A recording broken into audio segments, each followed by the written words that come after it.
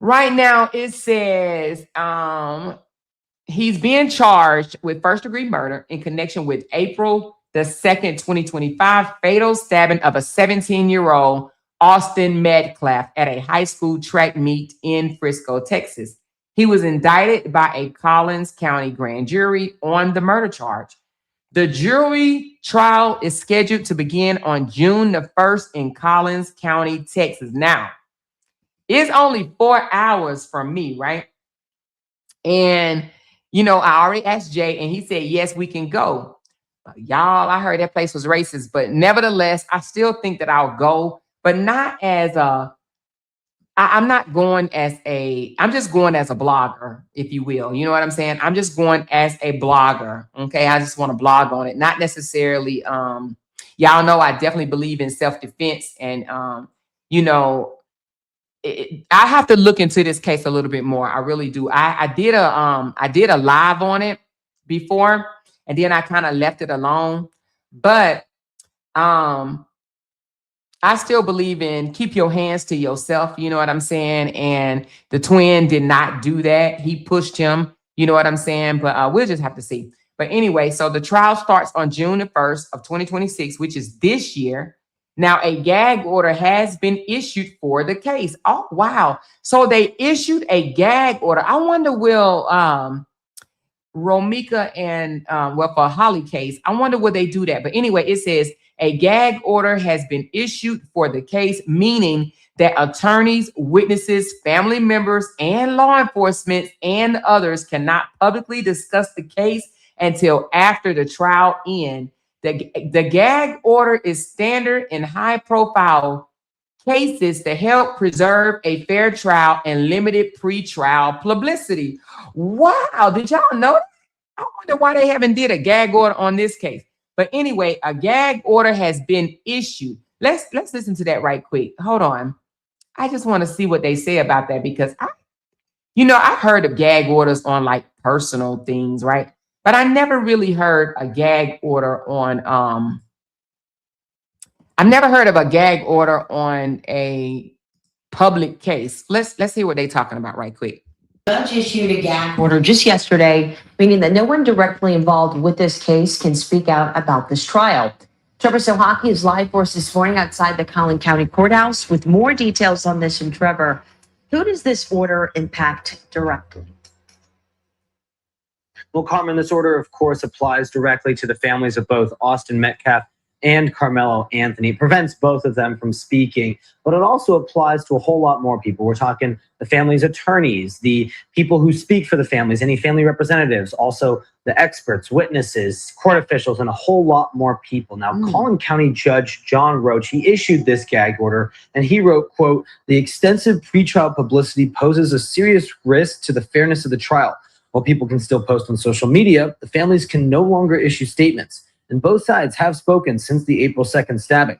That's when police say Karmelo Anthony stabbed Austin Metcalf during an altercation at a Frisco ISD track meet inside a high school stadium. Legal experts say gag orders are common in these kinds of cases and usually don't benefit any one side. And you see it to protect the integrity of the proceedings.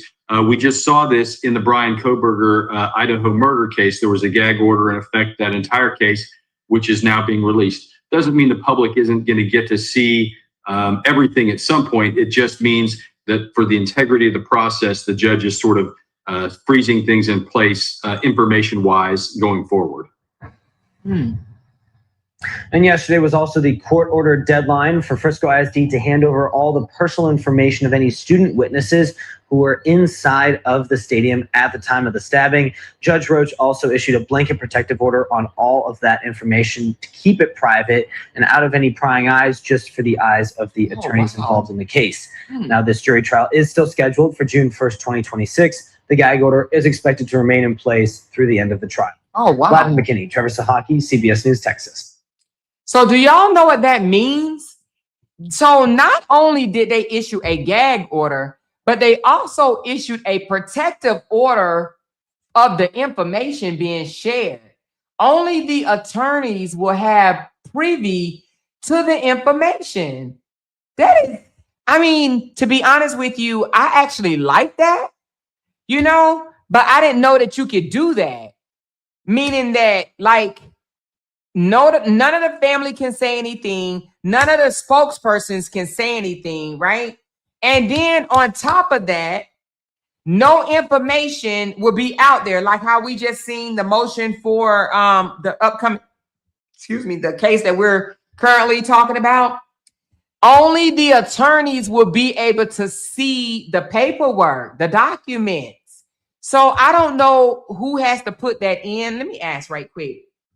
It says a gag order, but who puts the gag order in? Who put in for the gag order? I'm just interested because I wonder, does the defense do that? Does the prosecution do that? Or does the judge just do that? It says who put in for the gag order. It says the gag order was issued by the judge, not just one side lawyer. However, it was prompted by the concerns raised in court about pretrial publicity. So the Collins County Judge John Roach Jr. signed and issued the gag order in July of 2025.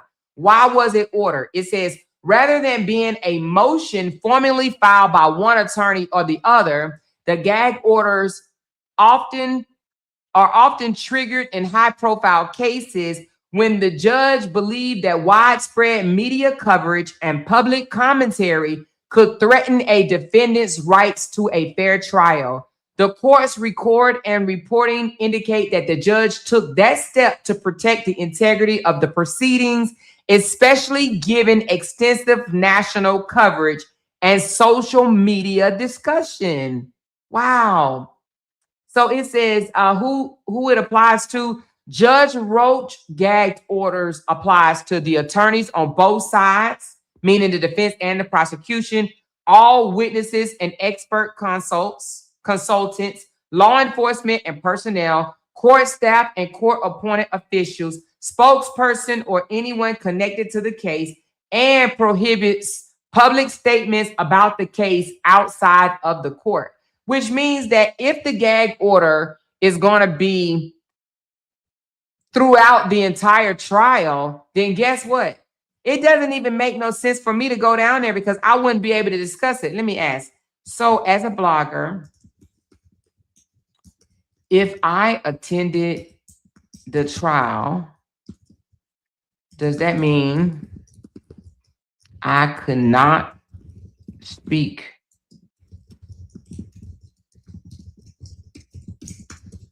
the courtroom? Let me see. All right, so I said, as a blogger, if I attend the trial, does that mean that I could not speak on what goes on inside the courtroom? It says no. The gag orders does not silence you as a blogger or member of the public. You can speak on what happened in the courtroom as long as you follow the courtroom rules. It says, does the gag order apply to you as a blogger? No, but it does apply to attorneys, witness, law enforcement, court staff, and parties connected to the case. And you are none of the above. So if you attend the trial of Karmelo Anthony, you are not gagged. So it does not bind the public, the media, or independent bloggers. So what are you legally allowed to do if you attend? It says you are allowed to report on what is said in the open court, discuss testimony after it's given publicly, analyze arguments made by each side, explain jury's instructions, objection, and the rulings, offer commentary and legal analysis, and take notes, post summaries after court adjourns. Okay. So it does not apply to me. It does not apply to me. All right. So, but it's actually good that they did that, put the gag order. And the reason being, I saw somebody say that it became a racial fight between black and white, and it did. It got ugly. I'm talking about ugly to the point where they were showing up at the parents' home. They were showing up at Karmelo Anthony's home. Okay. She said, will they allow bloggers inside the courtroom? Oh, let me ask. Will they allow bloggers inside the courtroom for this case? Let's just see. I don't even know if that's out there just yet. But let's just see. Let's see what it says. Well, it says under Texas law, the courtroom in Texas are generally open to the public. It says criminal trials and public proceedings, meaning that public, including bloggers and journalists, can typically attend in person. There is a blanket rule that only accredited media can attend. So anyone, including bloggers, may usually sit in the courtroom like any other member of the public. This applies to the trial itself, jury selection, opening statements, witness testimony, closing arguments, and the verdict. Now, exceptions apply only in very specific situations. Juvenile hearings are extremely security concerned, but in a murder trial like this one, the courtroom should remain open unless the judge rules otherwise. Now, the current gag order does not close a courtroom. The order issued by the judge applies to people involved in the case: attorneys, witnesses, law enforcement, court staff, experts, and other participants. It does not mean that the public or press is barred from being physically present in the courtroom. What the gag order does do, it prohibits certain parties from making extrajudicial public statements, comments outside of the court about the case, limits what attorneys and witnesses can say publicly outside the courtroom, and is meant to protect the defendant's right to a fair trial in a high-profile case with heavy media attention. But you can still, but it says that I can still physically attend the trial as long as the judge doesn't later issue a specific order closing the courtroom altogether. So as a blogger, I will be allowed to go in there. However, it says for camera and broadcasting in the state of Texas, cameras and live broadcasting are generally not permitted in criminal trials unless the judge specifically allows it. So if I attend, I will not be allowed to film or live stream inside of the court, but that's normal anyway. So I wouldn't be able to film or live stream inside the court. I would definitely have to come out and speak on it. She said, you're going in and out of more. Oh, am I? All right, hold on one second. It's been doing that a lot lately. I don't know why. We're going to have to fix this. All right, what about now? Let me know how I sound now. Let me know.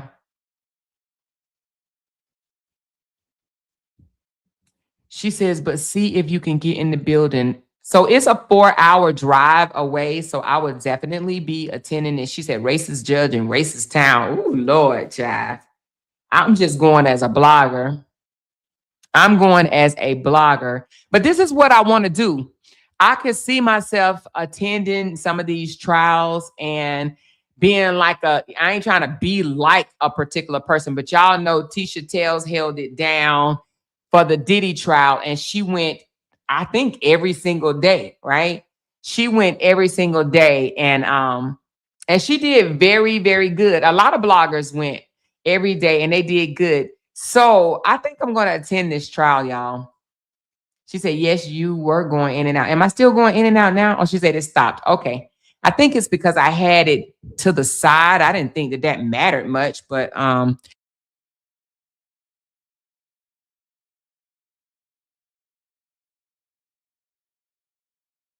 hold on. I accidentally touched it, and when I touch it, it's like it cuts off when I touch it. It's a touch tone. She said, sounds fun and interesting to go. Yeah, so I'm going to go and I'm going to bring you guys to Karmelo. That's Karmelo Anthony right there. And let me see if I could put a picture up of the guy. This guy right here, he's a twin. His name is, what was his name? He is a twin. What was this guy name? I know it's Medclef, but let me see the guy name. It's something Medclef. I would have to find his name. Something Medclef. I want to say it starts with an A. But anyway, he went, those are the two involved. Austin Medclef. She said, oh my God, Armand Wiggins did good covering Diddy trial. Yes, he did. He was another one. It was a lot of them, y'all, that covered the Diddy trial. And to be honest with you, that was the first time I've ever seen bloggers cover trials like this, So I think that would be interesting, for me to step into this realm and do things like this. What do y'all think? I think this will be good for the channel. I think it'll be good for me. I think it'll be good of getting out of a sector that is very draining and just no longer interests me whatsoever. So I just think this will be good. She said, oh my God, this is about to be something. It is, but it's not until June. However, I mean, I have time to plan for it and just, you know, be able to know like how I'll go back and look at some of the bigger bloggers that actually have done this and see the type of information that they're seeking, you know. So I just won't be there, you know, and trying to come back and bring y'all the whole damn case, you know, just find out like what are they looking at. You know what I'm saying? She said, I think it'd be a great idea. Yeah, I do too. I'm interested. I may do the Lynn Price just as a trial run. You know what I'm saying? To see how it goes. She said, see if your glasses will pass those meta glasses. You know, to be honest with you, I think that if they caught, I do have meta glasses, but I think if they caught me with those meta glasses on, I think I would get in so much trouble. So I don't think that I want to risk that. If they find out that I have my meta glasses on and they're recording, I think that I probably go to jail. So I'm not going to do that. I'm not going to do that. She said, Amor, don't say anything. They'll follow you to the courtroom. Hey, if they follow me to the courtroom, then baby, come on. You know what I'm saying? Texas is stand your ground. Okay. She said, it would be great for you to go to some trials when you can. I say, go for it. Thank you, Vera. Thank you. So I think I'm definitely going to do that. She said, go ahead and book hotel and Airbnb now because the area will be booked up. Oh, you are so right. You are so right. And it is June the 1st. So you are so right. Thank you for saying that. So I won't wait to the last minute and then try to be sleeping on the damn curve. She said, have y'all ever heard of the Quamaine Wilson, the Chicago boy who paid friends to kill his mother for the insurance money? I've heard of that. And didn't he get found guilty? Yeah, we did hear of it. What happened? Is he unalive? Yeah, I know. What happened with him? She says, no, don't wear those glasses. Yeah, no, I'm not gonna wear the glasses because I think that if they find out that they're and you know, people would no, I'm not doing that. Y'all, let me tell you something. I don't want to do things that jeopardize my freedom. She said, yeah, they trying to do a documentary. Oh, they trying to do a documentary on him? She said, I would be scared to go with my meta glasses on. Yeah, no, I'm not going to do that because I just wouldn't want to do anything to break the law and then end up in a slammer for 2 or 3 days. You know, I don't want to do that. She said they'll catch you and you'll get a contempt charge. And y'all know I ain't trying to be laying on nobody's mattress, musty mattress. I'm not doing that. But I will be at the case, but I will be going as a blogger, you know, to just find out how Texas handled things. Texas is a stand your ground state. Both of these guys were 17 years old at the time of the incident. They were both 17 years old, and they were both said to have been athletes and A students. They were both A students, both athletes, and you know, one thing led to the other. But from what I've heard about the case thus far, they try to put out that only one twin put hands on him, but I heard it was 2 twins that put hands on him, but I don't know that to be a fact. So, and I guess that's why they shut down things, right? They put a gag order because people were saying all type of crazy stuff. I'm talking about all types of crazy stuff. So the gag order is in effect, and it would be interesting to just, you know, find out how they see this case in a stand your ground state. But what he did, he reached his hand in his bag and he told the guy, touch me and see what happened. And the guy pushed him and he took his weapon out of his bag and stabbed him. One stab to the chest and the guy was gone. She said, we know a person who would walk into a courtroom with meta glasses. Yeah, it won't be me. She said, I haven't heard about this story.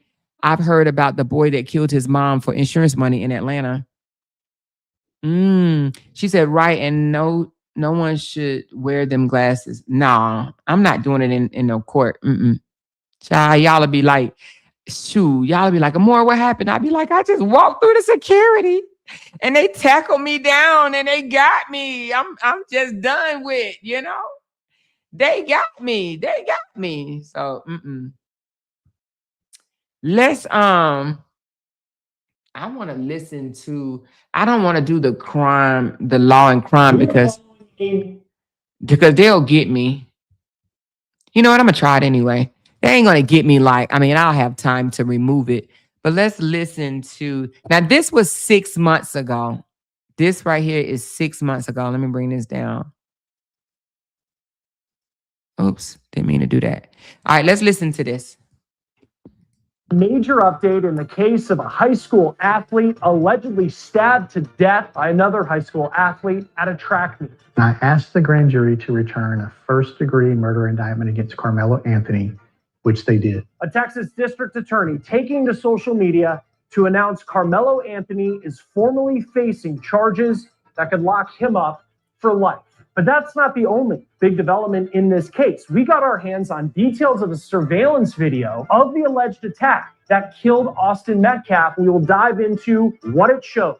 We're on the case presented by Law and Crime. I'm Chris Stewart.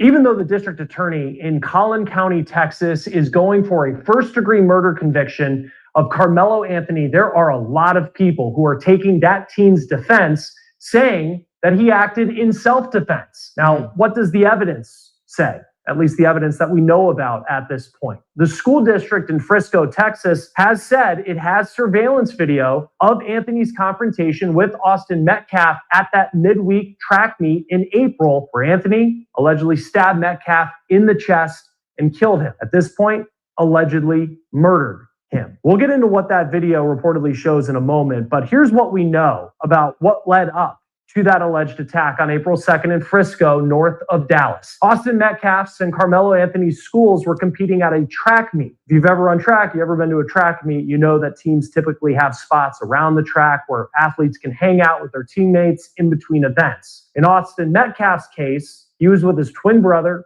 and their teammates under a tent, according to police, because rain had started to fall and that delayed the track meet. Now, witnesses say another athlete who wasn't on Metcalf's team stood under the tent. His name was Karmelo Anthony. Karmelo Anthony, class of 2025, Centennial High School, Frisco, Texas. That's video of Anthony mic'd up for a football tournament for Carolina Sports District that we found on YouTube. He and Metcalf were both football stars at their Texas high schools. Metcalf was taking recruiting visits at some big schools like Arkansas. He planned to play at the next level. And Anthony also posted on social media that he was receiving scholarship offers to go play college football. You wonder now if that will ever. So both of these young fellas, A students, athletes, and they are both being looked at. They're both star athletes and they're both being looked at different schools, possibly for a scholarship, full ride, whatever the case may be. They were both being looked at. Wow. Happened because of what he allegedly did next on April 2nd. That day, Karmelo Anthony and Austin Metcalf got into a confrontation under the tent. According to witnesses, Metcalf told Anthony to leave the team's tent. And at that point, Anthony allegedly reached into his backpack and said something along the lines of "make me." Here's what Austin's twin brother told WFAA-TV. There was this kid, before I knew his name now, this kid was sitting under our tent at track. We asked him to move. He started getting aggressive and talking reckless. And my brother stepped in and said, "You need to move." And he's like, "Make me move." Austin grabbed his backpack. This kid, I tried to whip around as fast as I could, but I didn't see the stab. Police say as Metcalf went to move Anthony, Anthony pulled out a knife and stabbed Metcalf in the chest. Now, what's important, you hear him, when he went to go move him, when is it legal for you to try to move someone, right? But let's continue. Metcalf died in his twin brother's arms. What Anthony allegedly did next could be damning if his case goes to trial. Anthony allegedly ran to another part of the track after stabbing Metcalf. When police arrived, the first officer to make contact with Anthony wrote in the arrest report that he asked Anthony to put his hands in the air. Then Anthony allegedly said, quote, "I was protecting myself." The officer also said that Anthony told him, quote, "He put his hands on me." And when the officer said that he had Anthony in custody, the teen allegedly said, and this is the damning part, quote, "I'm not alleged, I did it." Police say that Anthony ditched the knife and ran before he was arrested by officers who note in their reports that Anthony was hysterically crying when arrested, and he asked if... So I don't like the words that they're using, like he ran to the other side of the track. He got away from them, right? And then it said he dished the knife. He threw it down. He didn't like throw it in the woods. He didn't, try to hide it. He just threw it. He just dropped it.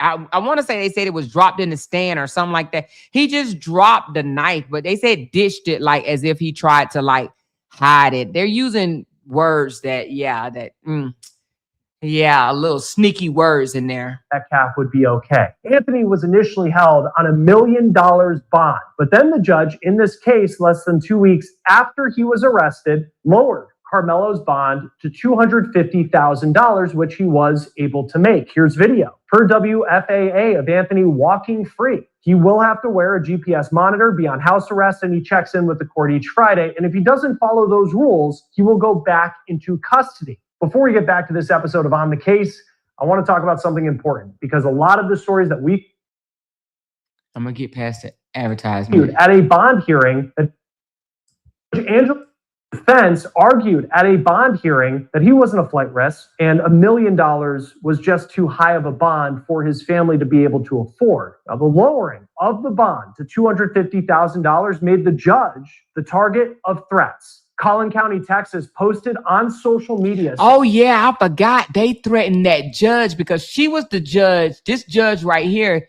is the one that lowered the bond, and they came after her and her family. They wanted her unalive, disbarred, all types of crazy shit. Y'all remember that? They came after this judge because she lowered a bond.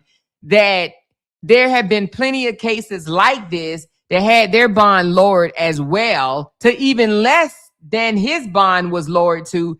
And they came after her hard, death threats and everything. It was crazy. Cameras in court for this case. But according to KDFW, Anthony's defense argued at a bond hearing that he wasn't a flight risk and $1 million was just too high of a bond for his family to be able to afford. Now, the lowering of the bond to $250,000 made the judge the target of threats. Collin County, Texas posted on social media saying, quote, "We are aware of a social media post on this platform that appears to dox a sitting judge. Sharing a judge's private information is a crime and will be prosecuted to the fullest extent of the law." Cameras may not be allowed in court for this case, but there is so much of this trial that is very visible playing out in the court of public opinion.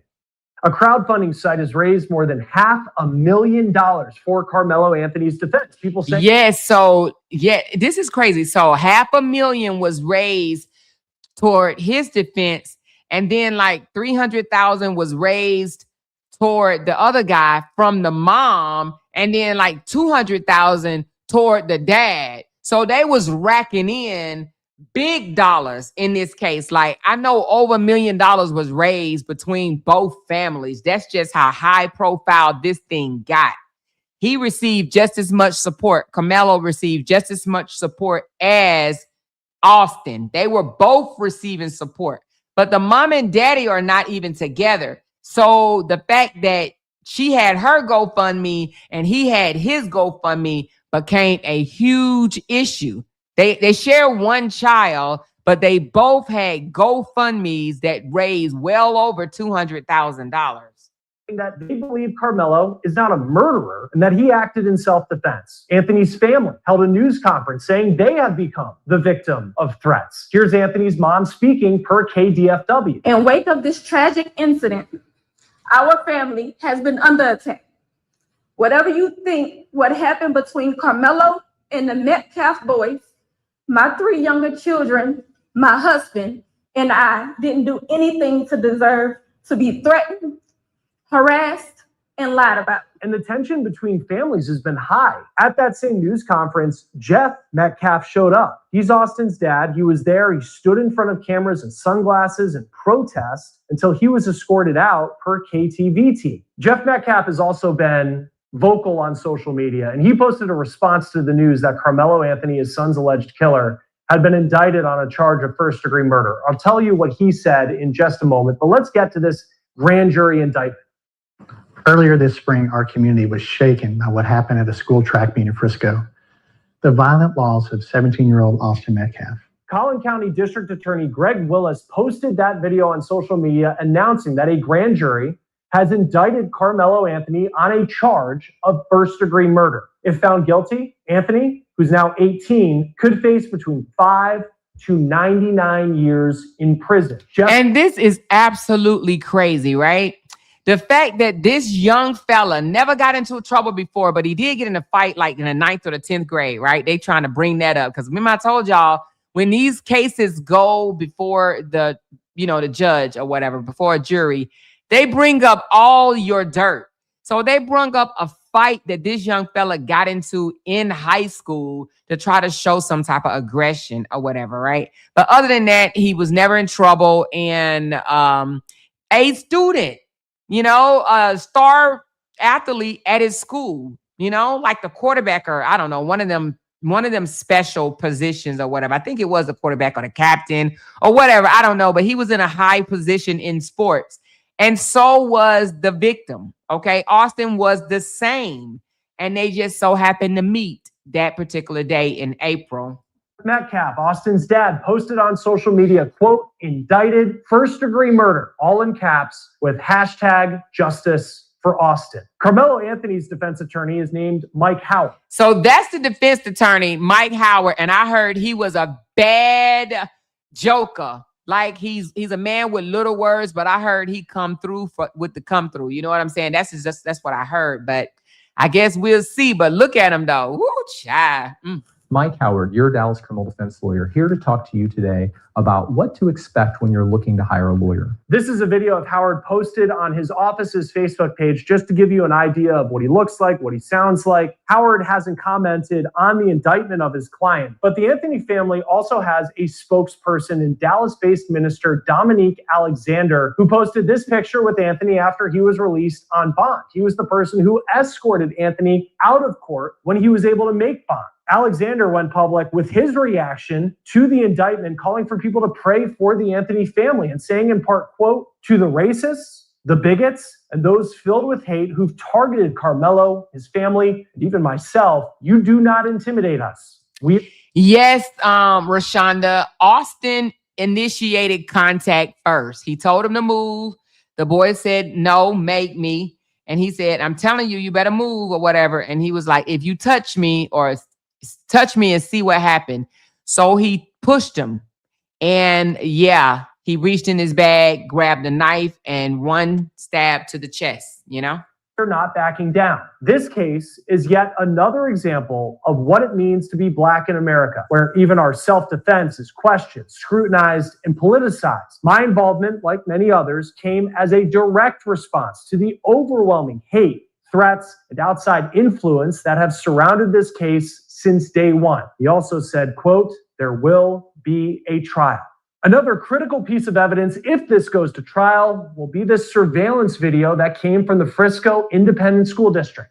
The ISD has video from a camera that's mounted on the stadium of the alleged murder of Austin Metcalf. Now, the district is not releasing a copy of the video. They're not letting reporters take pictures of the video, but they did allow reporters to see it. WFAA in Dallas wrote that the video, it's wide angle of the stadium, and the incident happens in the small left corner of the screen. Quote, it's difficult to determine how many people are present or what exactly is happening at the tent. Around 9:55 a.m., a sudden movement is observed at the tent, but the alleged act itself is not visible. There are a lot of moving but heavily pixelated figures at the top of the bleachers, just above the tent and at the bottom of the tent. It appears to be sprinkling at the time, end quote. According to the TV station, that video... So yet again, another incident where a camera zoomed in, but was not able to see exactly what happened. So they don't know. The camera was distorted. They see the area, they see the tent, they see it sprinkling outside, but it does not show exactly what happened, like who was the aggressor. Okay. Is believed to be one of the pieces of evidence that was presented to the grand jury ahead of their indictment of Karmelo Anthony this week on a charge of first-degree murder. Joining us now is Bridget Williams, criminal defense attorney. Great to see you again. Thanks for talking about this story with us. What does this grand jury indictment mean for the case against Karmelo Anthony? So this is just a regular routine process that has to happen for any felony case in the state of Texas. So any case that moves forward to an actual trial setting has to first go through a grand jury. So the thing is that a grand jury, they decided there was enough probable cause for an officer to make an arrest. Rashonda, I feel the exact same way. She says, I don't know why folks think that they can just run up on someone being aggressive and no consequence. Let me tell you something. You know, again, no one wants to see somebody unalive, right? But what burned me up about this case when it came out is that they painted Austin as this just innocent person that was just nicely telling somebody, leave my area, right? They wanted to omit the fact that this young fella put hands on Austin put hands on Karmelo. I mean, it was almost like they downplayed it, like it's not that big of a deal. Now, I understand people going to say, oh, you got to meet force with force. I get it, right? I understand. However, I don't think that he thought the knife would kill him, but, you know, I'm not in his mind. But I say that because right afterwards, he literally asked, is he going to be okay? Is he going to be okay? He probably thought, you know, I got a weapon, you know, I'm going to prick you and you're going to move. I don't think that he thought that it was going to pierce his heart and he was going to, you know, instantly or, you know, fatally die or whatever, right? But what I don't understand, they're like, oh no, he shouldn't have done that. But no one is saying what Austin shouldn't have done. I don't get this. I don't understand why people just think that it is okay for somebody to put hands on you and then they magically forget to continually mention that. Because that's how they got there, right? It's crazy work. So it's a very stark difference from what the grand jury decides and what actually goes on in a trial.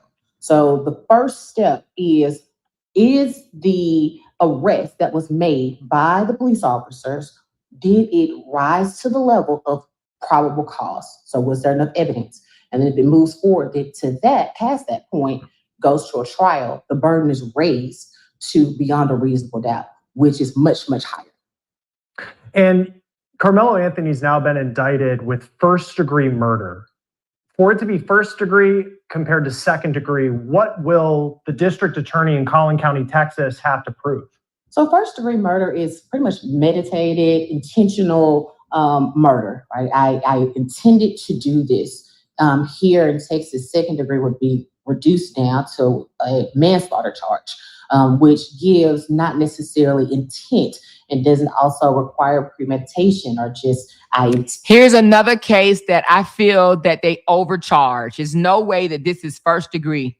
That young fella was minding his own business. He saw a tent. It was raining. And you wouldn't think that another fellow athlete would be like, get out of our tent, especially when it's raining, right?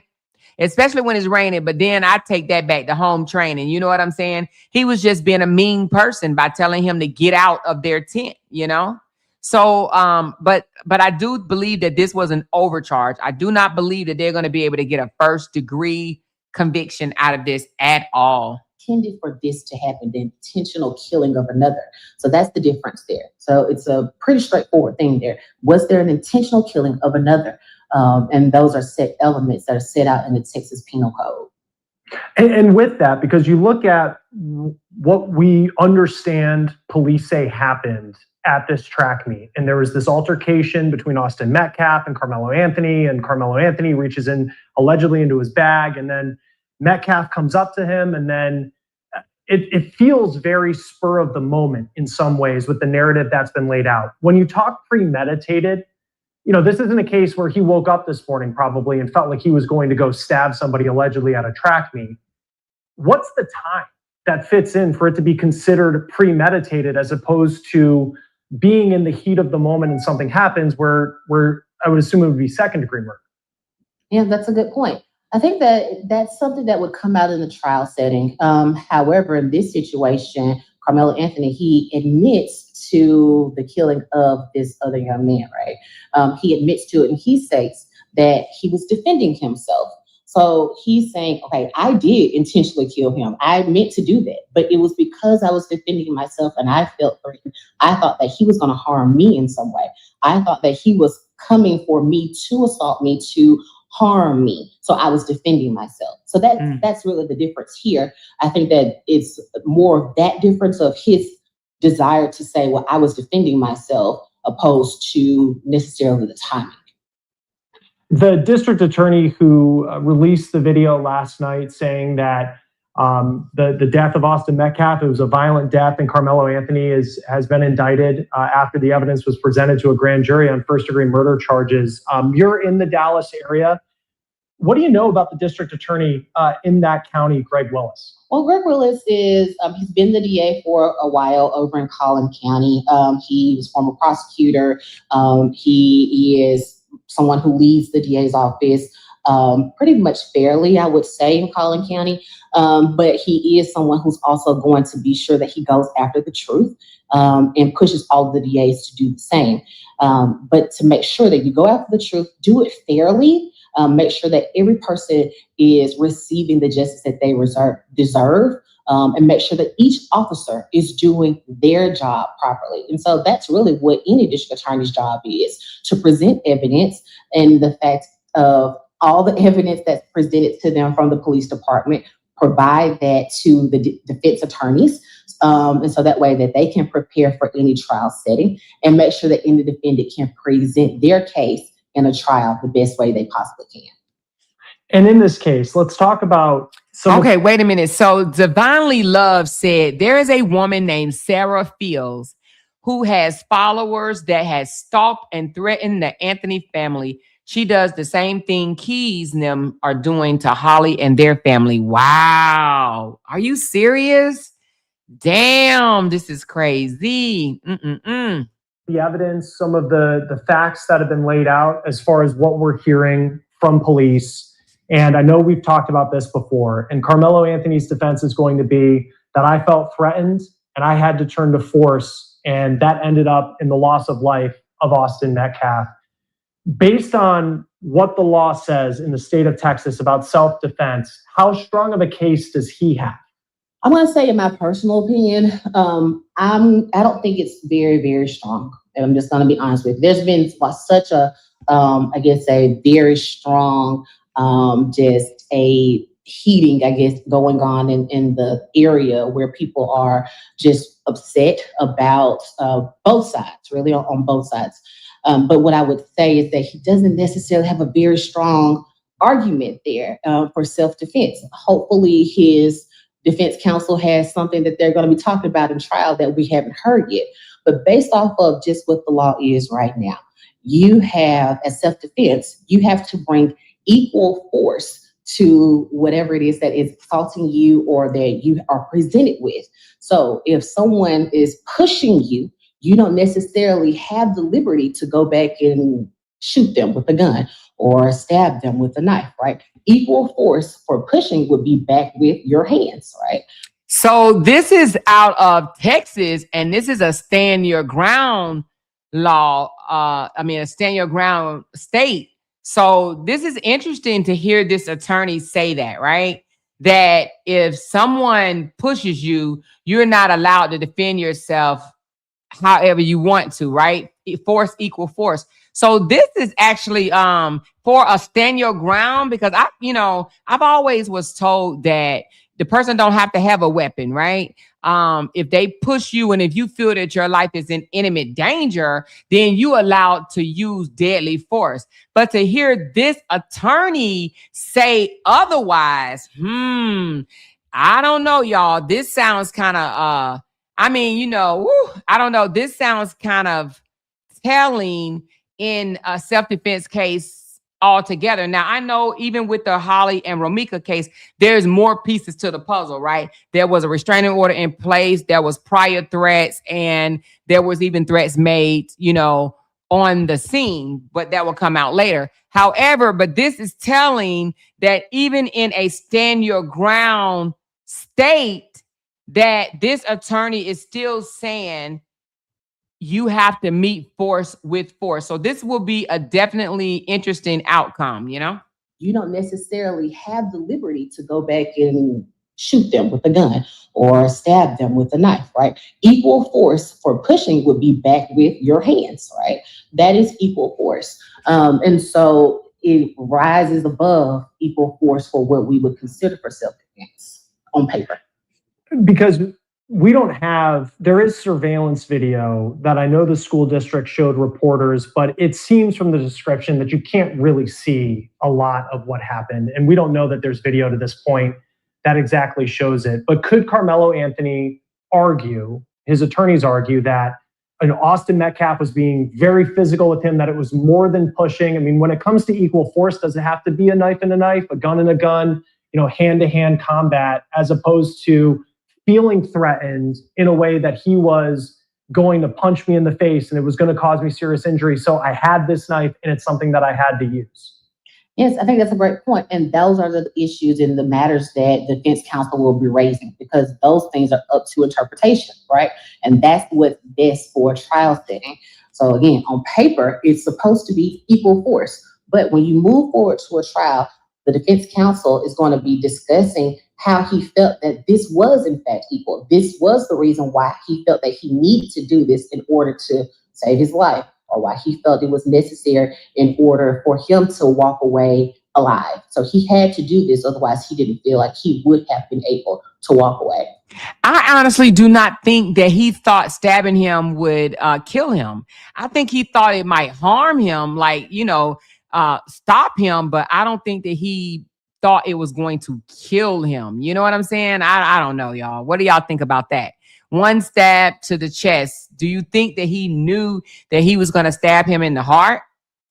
There's been so much of this case that as it heads forward, we don't have cameras in the courtroom. Judge Angela Tucker decided against that, but there's so much that's visually playing out outside of court. And there's been threats. The judge was threatened. The family of Karmelo Anthony has said that they have been threatened. You've seen Jeff Metcalf. They had to move. Can you imagine having to move your whole entire family out of your beautiful home? They literally had to move, which is crazy to me.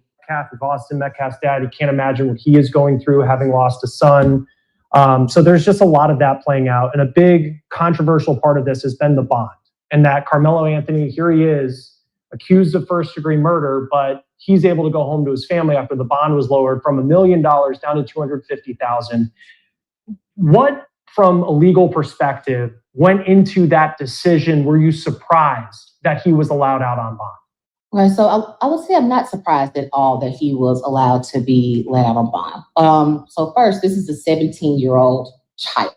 That's the way I look at it. He's a 17-year-old child. He doesn't have any criminal history at all whatsoever. In this particular case, he's saying that he felt threatened, his life felt threatened, and that's the reason why he decided to defend himself in this way. So that's his argument. When a judge makes the determination of how to lower a bond, they take into consideration the same things they take into consideration in every case. So when we have a bond hearing, what is the offense? Murder. Okay, we're at the highest level there. Then, does the person have any criminal history? No. Is the person a flight risk? Does he have the resources, means to go to Mexico or go to Dubai, right, and never come back? And does it come back for the actual trial setting? Does the family have the means in order to pay what the original bond amount was? The original bond amount in this case was $1 million. The family has stated and testified that they did not have the resources in order to do that. And then the last element there is he a threat to himself or to others? And in this situation, this is an isolated matter. He's not going around saying, hey, I'm going to shoot up multiple people or have a history of doing something like that to where I'm a violent person to society. In this situation, it's isolated. So he doesn't pose a threat to himself or to others. So the court allowed for the bond to be reduced down. And then the person can post that bond if he has the resources to do, which he was able to, but he still had to have an ankle monitor. So Karmelo Anthony can't leave his home without getting permission from Judge Tucker. So he is at his house. This is just allows him to not be in jail until the case is resolved, but to be at his home with his family until the case is resolved. I think sometimes people get the bond hearing confused with the actual trial setting. The only purpose of a bond hearing is, do you need to stay in jail, isolated here until the case is resolved, or can you go home and stay there until the case is resolved? In the district attorney's announcement of the grand jury indictment, there was a line that talked about in Texas, if you're convicted of first-degree murder, you could spend 99 years in prison or you could spend 5 years in prison. And that 5-year mark, that felt very low for first-degree murder, just as an outsider kind of looking at it, because when you think of someone who's convicted of that crime, they're never going to get out of prison ever again. Who would ultimately, and we have a long way to go, but if this ends in a guilty verdict, who decides whether it is 5 years or 99 years? Well, that depends on if the defense counsel goes to the judge or to the jury for punishment. So if they decide to go to the judge, then Judge Tucker or whoever is the appointed judge would make that determination. And they use a series of factors to make that determination. Has the person, been in type of anger management counseling? Have they been doing any type of mitigating circumstances? They would take into account any criminal history, which he doesn't have any. They would take into account the testimony of the victim's family, so their words and what they have to say. She takes into account the testimony of the defendant's family as well. So there's multiple factors that go into that. Then the defense counsel also has the option of going to the jury. So the same individuals who made the determination of guilt, innocence can also have the determination of determining the amount of years that a person spends in prison, or, if there's something else that needs to be attached to that as well. So did you say the defense? So if he's found, it's their decision of whether or not whether it's the jury or the judge makes the call? Correct. That's correct. And So they can choose to go to a jury or the judge. In a situation like this, if I'm defense counsel, if it gets to that point, then I'm going to sit to go to the judge for punishment. And that's because the judge has history, right, of listening to cases similar to this. They're less emotionally involved. And so they're there to seek exactly what it is fair based off of the facts that were presented. So if I'm defense counsel in this case, I would be going to the judge for punishment if it got to that. And you're in the Dallas area, and it seems like every time that this case comes up, it's very, very divisive. And we've seen tension between the families. I know Jeff Metcalf showed up at a news conference. I know, Vanita, me neither. She says, I don't wish nothing like this on people, but at the same point, people need to know to keep their hands to themselves. Exactly. This has to be one of the hardest cases, because I believe that people that do genuinely feel like they are protecting themselves in self-defense, I don't really think that they be asking for any problems. They're presented with a problem, and then they may go a step further than the next person, but I honestly do not believe that they are genuinely looking for a problem. And for that, I just think that there should be something else in place, right? Just something else in place, because I don't think that these people wake up and say, I'm going to unalive this person, right? I'm going to take a life. They are presented with situations that forces them to act, and then boom, they have to deal with this for the rest of their lives. To me, that's just so unfair, especially when the other person is the one that caused the whole situation. Like, there has to be some type of laws changed or something, because I think people that unalive someone else after being forced to respond, I just feel like there should be something else. And I don't think 20 years in prison is what it is. I just don't think so. The family, it's a lot. And I think about a jury in Collin County where probably everybody has an opinion on what happened. How do you get a fair jury, an impartial jury in a case like this that everybody's talking about? That's a tough one. I would say that I know that there has been some discussions about changing venues, and that just means changing counties, right? Because it would be difficult to find a fair and impartial jury in the county of which it happened in. And so that has to be approved, right? So it has to be approved by the judge in the Collin County area, in that court, in order for it to venues to move. So I would say that's probably the first way, is change of venue. The second way for that would be for just to try to do a really, really good voir dire. And voir dire is just a questioning of the jury pool where the defense counsel and prosecution gets an opportunity to question each of the potential jurors, asking them their true and biased and unbiased thoughts on various issues that are related to this particular offense. So things that are related to the offense that occurred itself, so of this situation, but also how do they feel about officers? How do they feel about racial tension? How do they feel about matters that are going on in our country right now, right? So those are all questions that a defense counsel and prosecutor can ask any of the people in the jury pool. And so that would be the main thing there. Yeah, it's a case that, if you're a parent, you feel for the Metcalf family, and you think of Karmelo Anthony's family as well, like those parents and the threats that they say that they've been taking. It's just a really tough case all the way around. So sad that Austin Metcalf lost his life. We'll see how the legal process plays out. Bridget Williams, thank you. All right. So, and this is definitely going to be an emotional case. Just like, excuse me, hold on. Just like this guy says, it's going to be, Chris Stewart is his name. It's going to be a very emotional case, right? Because you got two young fellas, right? You have one that lost his life, and then you have the other one that is responsible for taking his life, right? And I just don't think neither one of these young boys, right, got up that morning and says, oh, yeah, I want to do something, I want to do something dangerous today, right?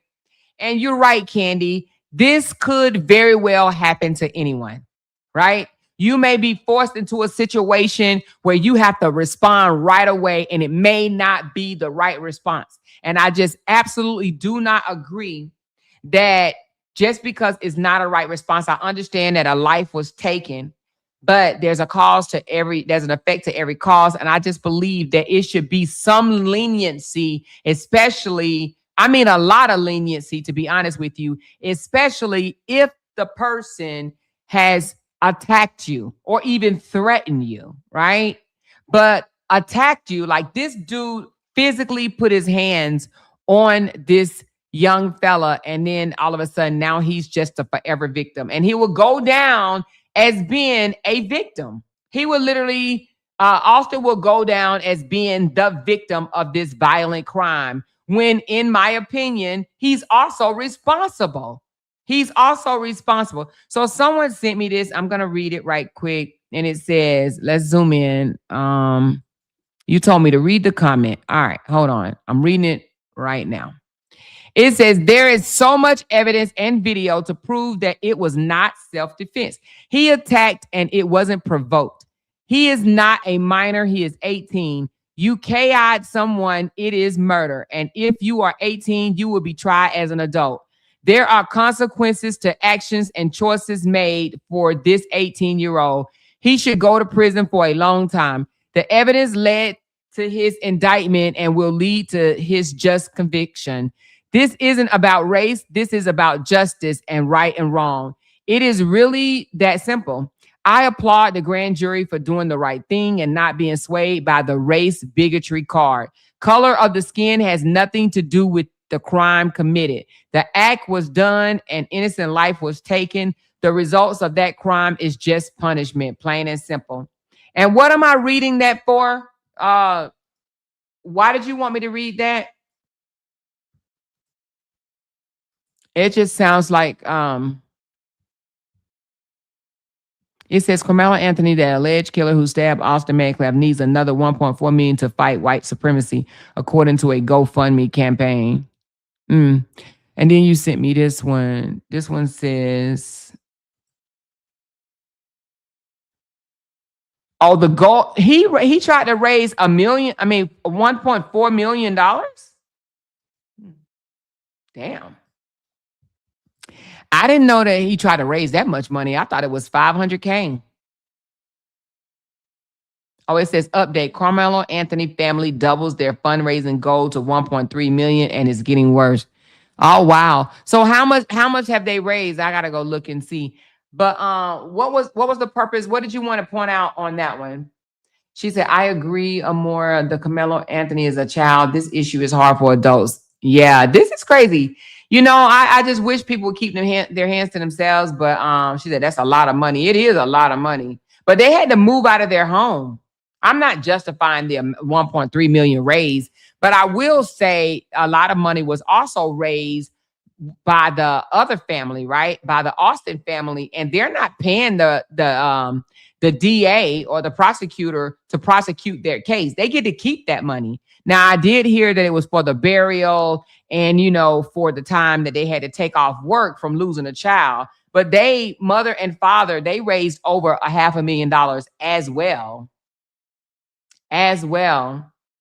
She said, I used to fight often and in high school and carried a knife. I know it was wrong, but to protect myself, thank God I made it.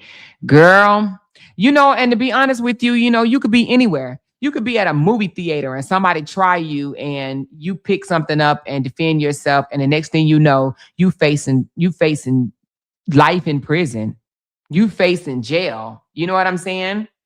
She says, I'm coming in peace for 2026. Hey, Amor in chat. Oh, Amber said she is coming in peace. Well, since you coming in peace, hey, Amber. I didn't even know who you was at first. I'm like, who is this Am-E edition? But that's Am. She said, I come in peace in 2026. Oh, my goodness. But we talking about Karmelo Anthony today. She said, my husband had a utility knife in his pocket from work. He came to the school football game and security made him go put it in the car. No weapons allowed. Let me tell you what happened to me. And this is a true story. So actually it happened to me and my husband. So we were going to the airport on one of our trips, right? And I had noticed that one of my bags had pepper spray. I had forgot to take it out. I had used my pepper spray for something else. I had used my bag that contained the pepper spray for a different event or whatever. And so I think Jay, I noticed the pepper spray in there, but Jay took it out and said, let me just put it back in the house because I don't want anything to happen or whatever, right? So he put the pepper spray back up. Or maybe he took it out I don't know if he put it back up or took it to the car, but nevertheless, we was going through the security scans at the airport. And then all of a sudden they pulled my husband to the side and was like, come here. Like, you know, we need to check you or whatever. So they checking him or whatever. And then they was like, no, come here, whatever. Anyway, they was making it more serious, right? And I'm like, what is going on? Then they bring the dogs out, right? I'm like, wait a minute, what is going on? They was like, ma'am, stay right here. We're going to have to take your husband back to the room. So of course I'm mad. I'm worried. I'm like, you know, they're going to try to do something to him. I'm like, no, I want to come back there. They was like, no, ma'am, you can't come back. You have to stay here. So now I'm freaking out. I'm worried about what they doing to my husband in the back, right? So one of the guys came out and said, we detected bombing powder or whatever, gunpowder, bombing powder. I'm like, what? What are y'all talking about? So now I'm like, oh, y'all trying to set him up. You know, I'm not even thinking for one moment it had anything to do with the pepper spray. I'm sitting up here thinking they trying to accuse my husband of some shit that he didn't do. So I'm worried. They closed the door. They wouldn't even let me come in. So anyway, after a while, he came out and he was like, babe, you almost got me in trouble. And I'm like, what you mean? I almost got you in trouble. They were like, my husband was like, that pepper spray that I took out of your bag, some of it got on my hands and it was detected coming through the security. So they thought my husband had some type of bombing, whatever you call it, powder or whatever, on his hands. It was crazy. But of course, they made him go wash his hands, this, that, and the other. And they had to document it, write it all the way down and all this stuff or whatever. But they ended up letting us go through and this, that, and the other. So now when we fly, we double check and triple check to make sure we don't have no weapons, no pepper spray, no nothing that could actually cause danger or harm, or to get us in trouble going through the airport. But it was pepper spray. She said 100K had to leave my pepper spray with security. They gave it back. But did you get anything on your hands? Because baby, they made a big ass deal about this. It was crazy. But they were asking my husband, like, when he told me that they were asking him things like, well, have you been messing with this? Have you fired a weapon? Have you done this? Like, tell us exactly what you did. And then he remembered, he was like, oh, I took my wife's pepper spray out of her bag. And they were like, that's what it was. That's what it was. Okay. Oh, Lorraine, you said you was in court? Oh, yeah. I could see them telling you to take it back to the car. Oh, but you said you had to leave it with security. Did you get it back or that was it? She said, I know it was after school event, but that's why I feel metal detectors are so important these days, day and age in school. So again, 17 years old. I mean, this case could go either way, but do I believe this 18-year-old young fella, right, that was minding his own damn business, just trying to get out of the rain, right? Do I believe this young fella should spend the rest of his life in prison? Hell no. Who believes that? Who believes that this 18-year-old that was pushed and took out a knife? Yes, he wasn't supposed to have the knife on property. He was not supposed to have the knife, right? That is absolutely correct. He was not supposed to have the knife. But who believed that because he took out a knife after telling the dude, put your hands on me and see what happens, right? And the guy did it. The reason why the guy did that, in my opinion, is because he had his brother and his friends around him. I do not believe if this guy was by himself that he would have done anything to this guy. But the fact that he was with his twin brother and other people, right? That is the reason why he pushed him. And also you have to realize that he probably was like, oh, how dare this boy threaten me? How dare him say, do it and see what happens? 9 times out of 10, when you tell somebody to do it and see what happens, what are they going to do? They're going to do it. You say, do it and see what happens. They're going to do it. They're like, oh, you calling my bluff? You calling my bluff? Because I'm going to show you better than I can tell you. And they're going to do it. So it was more than just one person there, and we can say all day long, oh, he should have walked away. Oh, he should have just left the tent. Oh, he should, all of that, right? But also, Austin could have also not pushed him, not put his hands on him at all. At all. And if I was a parent, even though if I lost my child through a senseless act like this, at least I would acknowledge my son was wrong for putting his hands on him. I would say that my son was wrong for putting his hands on him. But I really wish this young fella would not have resorted to a weapon to unalive him. But I would acknowledge that. And this is also in the Ramika and Holly case. If I was Ramika's mom, I would also acknowledge my daughter was wrong for making that U-turn and pulling up on them when there was an active restraining order in place for her to not be around. She was wrong, right? But I will also go and say, but I think it's not justified that she pulled out a gun when my daughter just, attacked her, or however you want to say it, right? But as a parent, I would not sit back and pretend that my child is 100% innocent. Just sit back and pretend that they are a victim when their life was taken, when they are the ones that were the aggressors or initiated the conflict. Austin initiated the conflict. He put hands on Karmelo. And as a parent, I wouldn't be able to just sit back there and allow them to paint my child as an angel when when my child was the one that was the aggressor. I wouldn't be able to do it. I just would not. I absolutely would not. You hear me? I absolutely would not. So, for that, I just think it's absolutely wrong.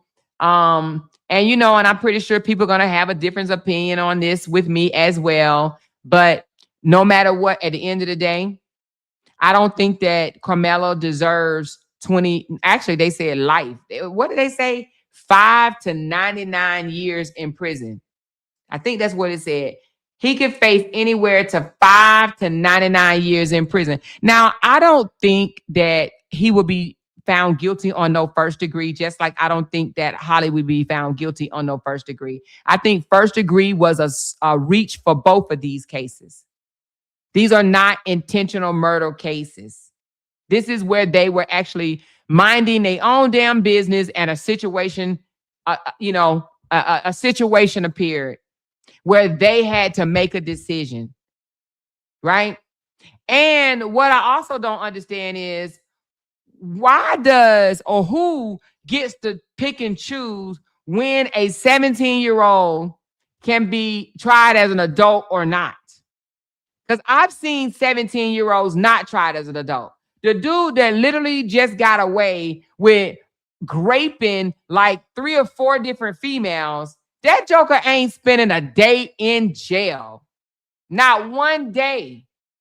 That he was facing 88 years in prison and got 0 years.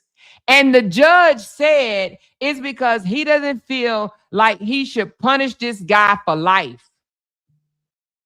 And wasn't this guy like 17? But he didn't get no time for raping these young women where he strangled them. That's absolutely crazy to me. So I don't understand how they pick and choose who should be tried as an adult or a child when it comes to someone under the age of 18 years old. He was 17 at the time this happened. Both of them were. She said, I think when you are this young, the punishment or law should be different. Me too. I can see if this guy was in the commission of robbing an old lady and he picked up a weapon and popped her in the head. That's a difference. That is absolutely different. That 18-year-old need to go to prison, right? But when you are minding your own business and a situation occurs to where you are forced to make a decision that you was not even thinking about making when you woke up that morning, or when you walked into that track meet, I do not believe life in prison or even though 20 years is sufficient. Now, if they, to be honest with you, if they find, and this goes for Holly too, right? If they find these people that were defending themselves, if they find them guilty and say, well, we don't think it was self-defense, I don't think that they should get no more than 4 years in prison. What do y'all think about that? I think that if the person initiated, even if they say that it was unreasonable, it wasn't reasonable for them to do what they did, I don't think that they should get no more than 4 years, which is still a long ass time, but that ain't 20 years in prison. I think that's absolutely effing ridiculous. But I don't think they should get more than 40 years. What do y'all think?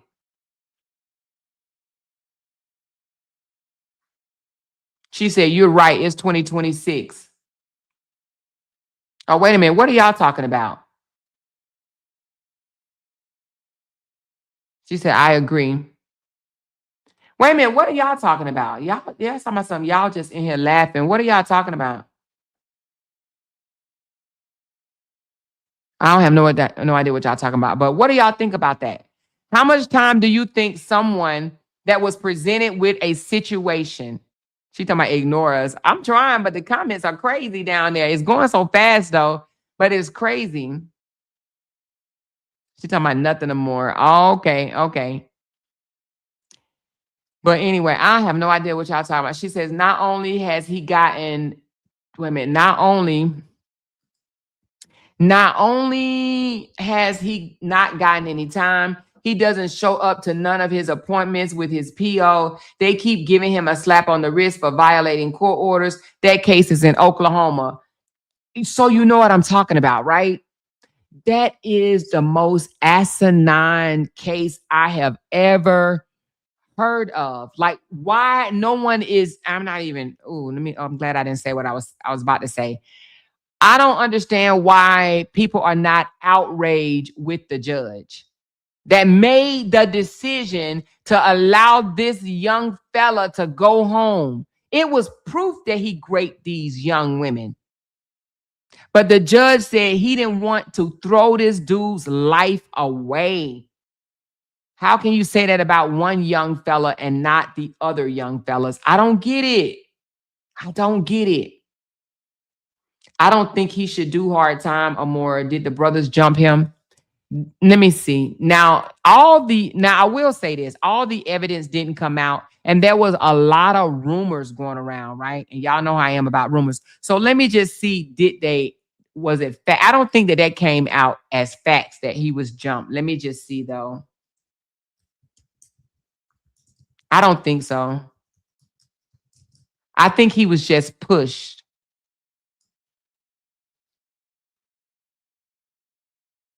So it says there's no publicly established proof that he was jumped, right? But it said, so it said it was a claim that he was jumped, right? But there is no established public evidence for proof. So, but that, yeah, it does say that it was somebody reported that he was jumped, right? But I don't know who that somebody is. But there is no evidence that he was jumped. She said his parents are biggest at the university in Stillwater, rich folks in a small town. And you know what? And they probably paid that judge. They probably paid that judge. Because how in the hell can you be facing 88 years and you get zero? You get absolutely zero. He left a woman in the hospital. Put a woman in the hospital. And if I'm not mistaken, didn't he plead guilty?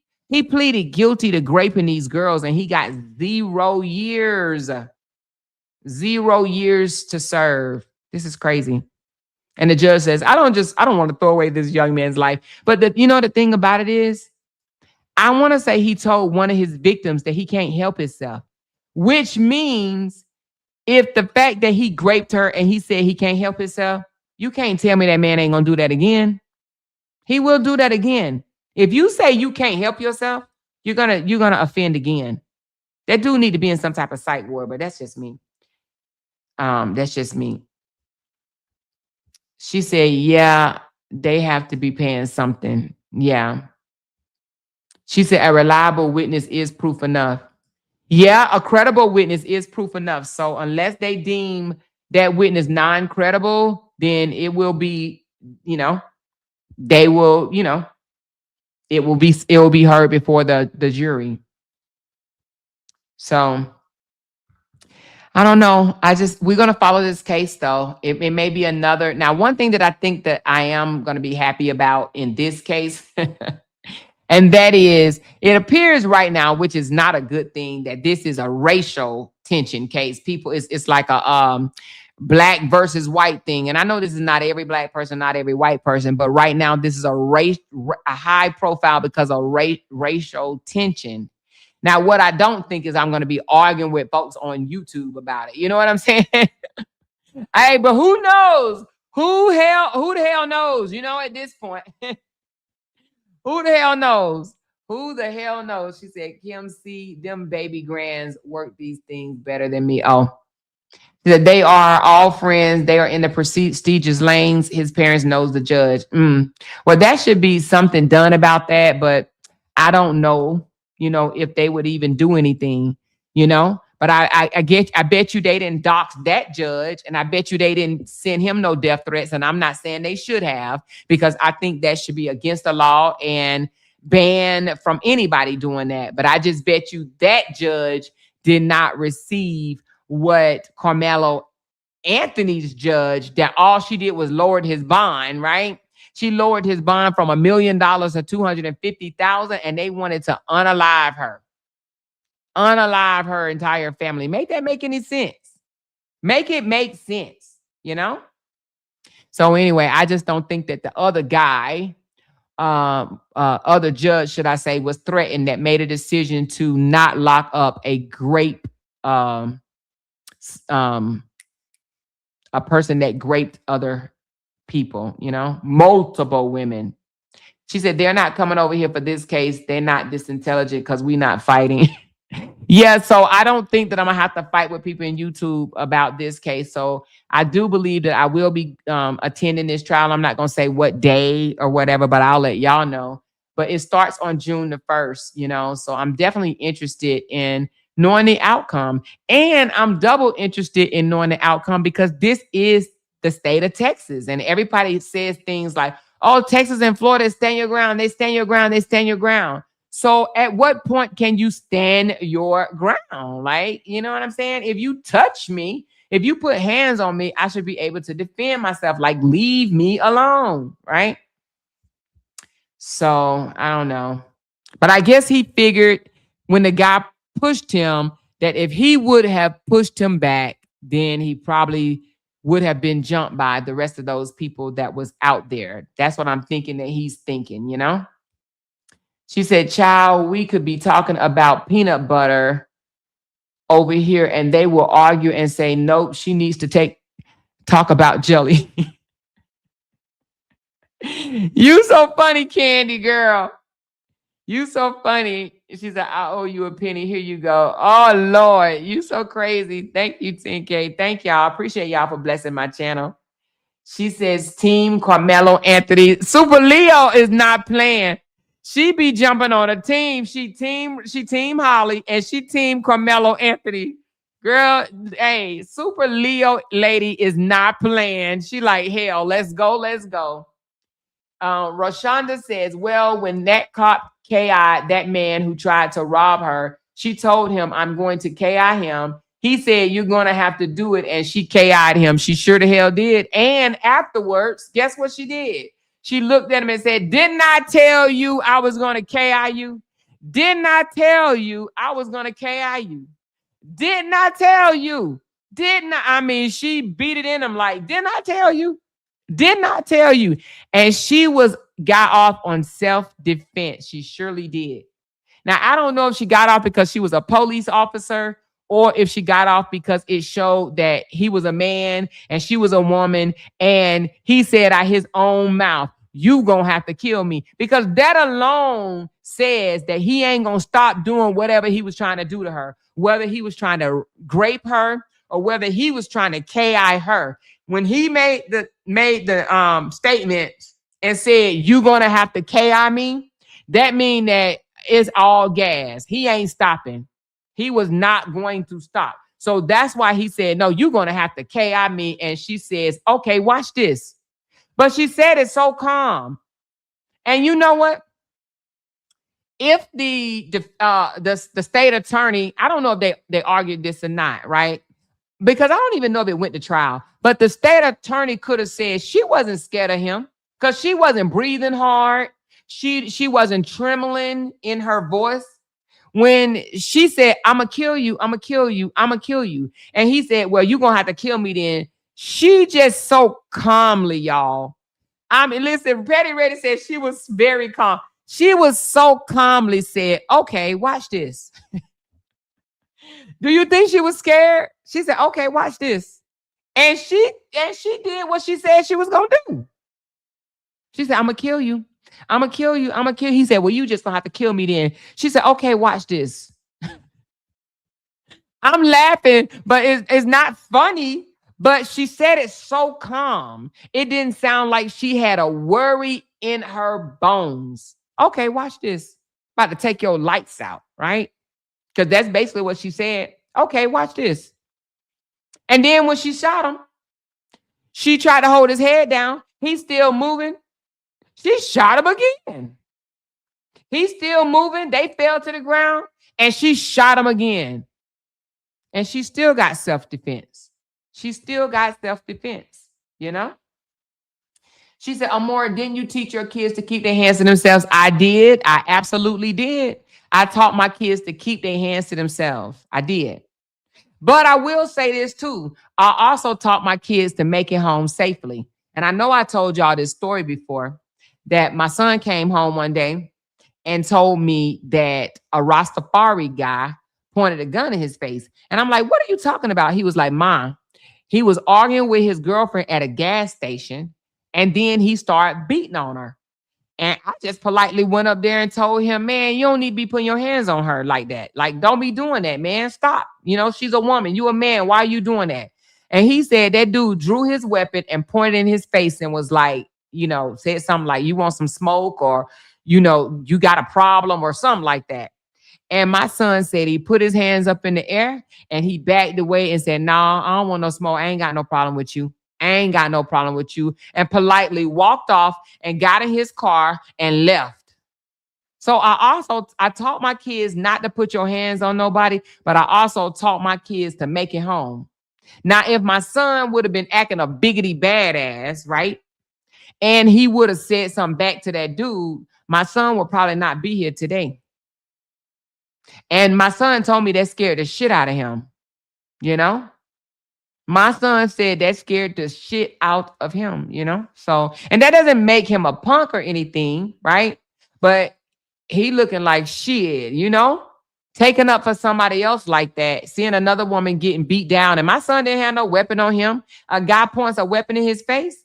He just politely backed away. Now, he did call the police and tell the police what was going on. And a guy was beating on a woman at the gas station. But my son left. My son didn't even wait till the police came to see if the police were going to do something to him. He said, Mama, I got in my car. I made the 911 call. I told them where they were, and I came home. But he was shooken up about it. And he kept saying, Mom, I could have died today. I could have died today. I could have died today. He was so shaken up about it, you know? Candy said, get out of them bushes and come on in. It's New Year's and the more chat is open. If you watching, laughing, or enjoying the convo, support. It is 2026. I said yesterday, I am not beefing with nobody, and I mean that. I don't care. I don't care if they have a 35 million panel on me. I don't care. I'm not beefing no more. I'm definitely not beefing no more. It is a waste of time, and it is a channel killer, okay? I'm not doing that. I done had people send me all types of emails and messages throughout the years that I ignored or whatever, saying, Amora, I want to hear more of you break this down or that down. Can you please not go back and forth with these people? And I just ignored them. Those are my supporters. Those are the concerned ones. I'm not ignoring that no more. I'm not, I just don't have it in me. I really just don't. And they could do whatever they want to do. Just don't use my content when doing it. She said, was that here in Charlotte? It was actually in Fayetteville, North Carolina, where they call that Vietnam. That's Fayetteville, North Carolina. She said, please continue to ignore. I will, Bocamoso. I promise you I will. I promise you I will, okay?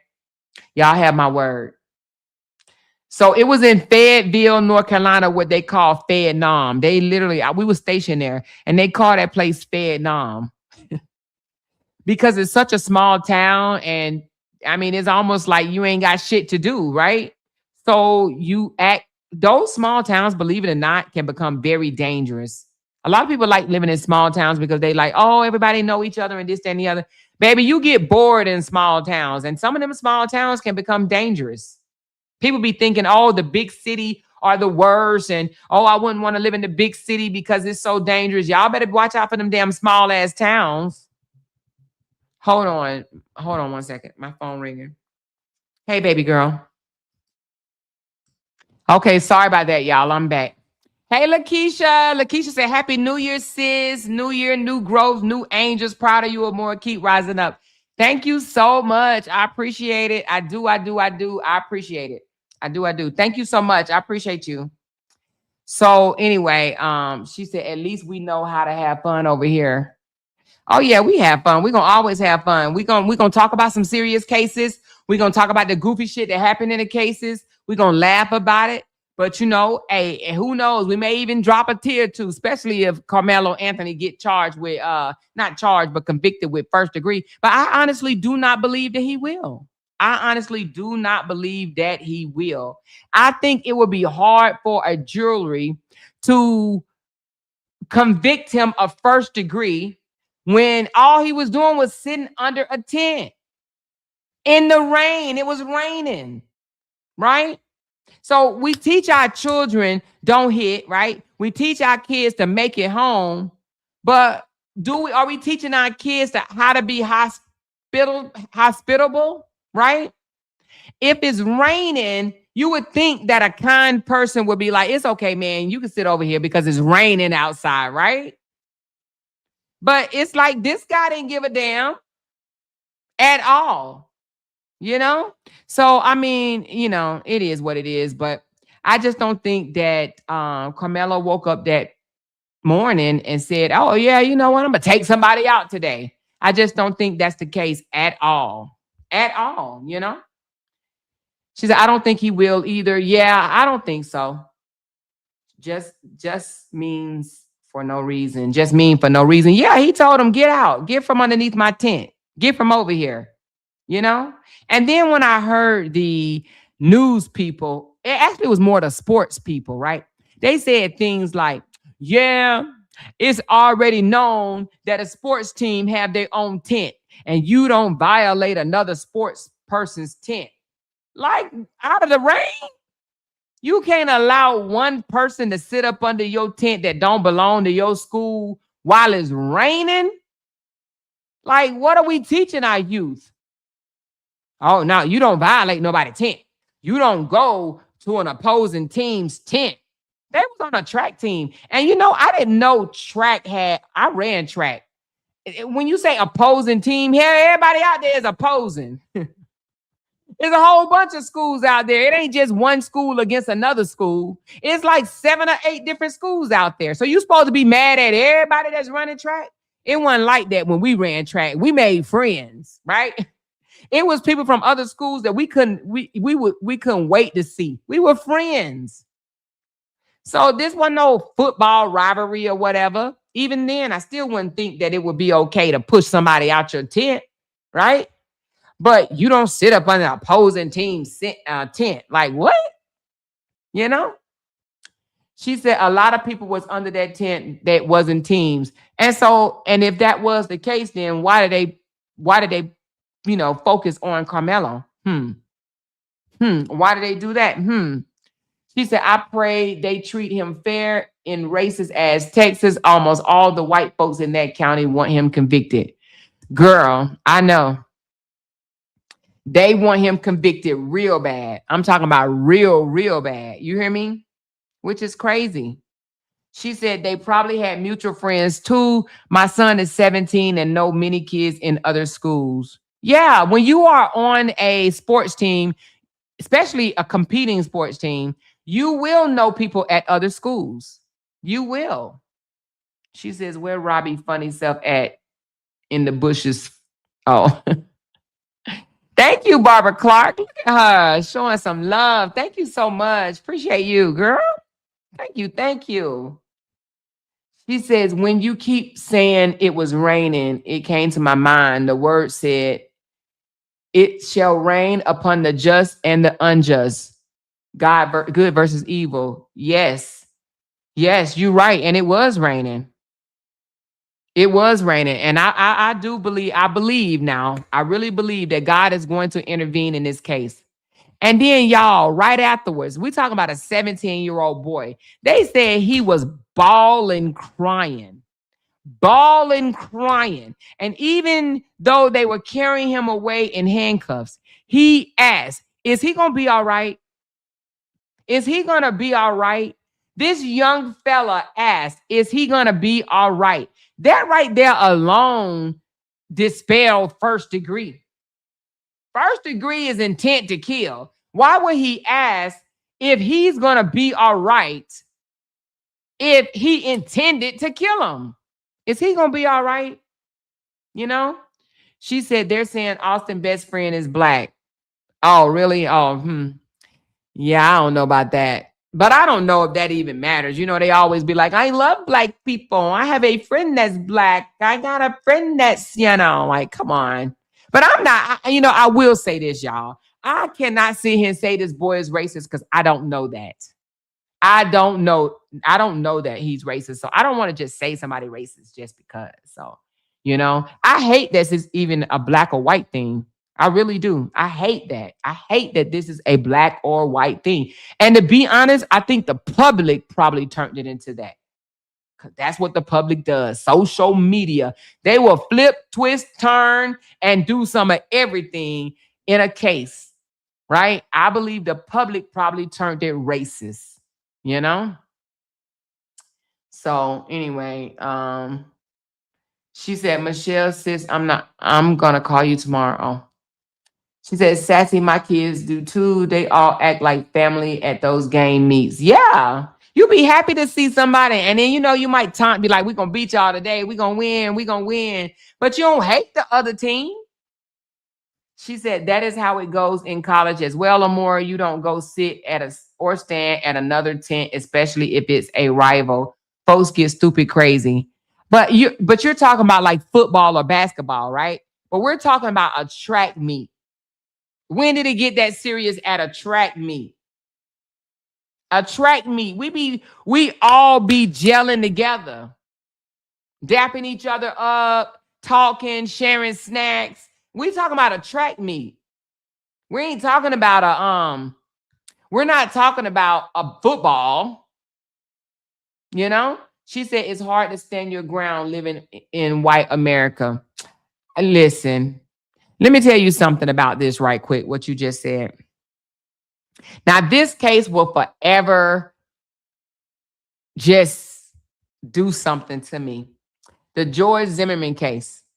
George Zimmerman is on recording being told, do not follow this man. Don't follow him. Don't follow him. And he chased this man, Trayvon Martin, through a neighborhood even after being told to not follow him. He's still chasing. You can hear him running. You can hear him breathing loud, right? Well, when I say you can hear him running, you can hear him doing something and his breathing is pasting, right? And so he was told not to follow. He pursued anyway. He followed anyway. He tried to apprehend him, and the guy got the best of him and beat his ass, and he fired. And they still found him not guilty. Well, I would never understand with that case. How can you track somebody down, run in the middle, and it was dark outside?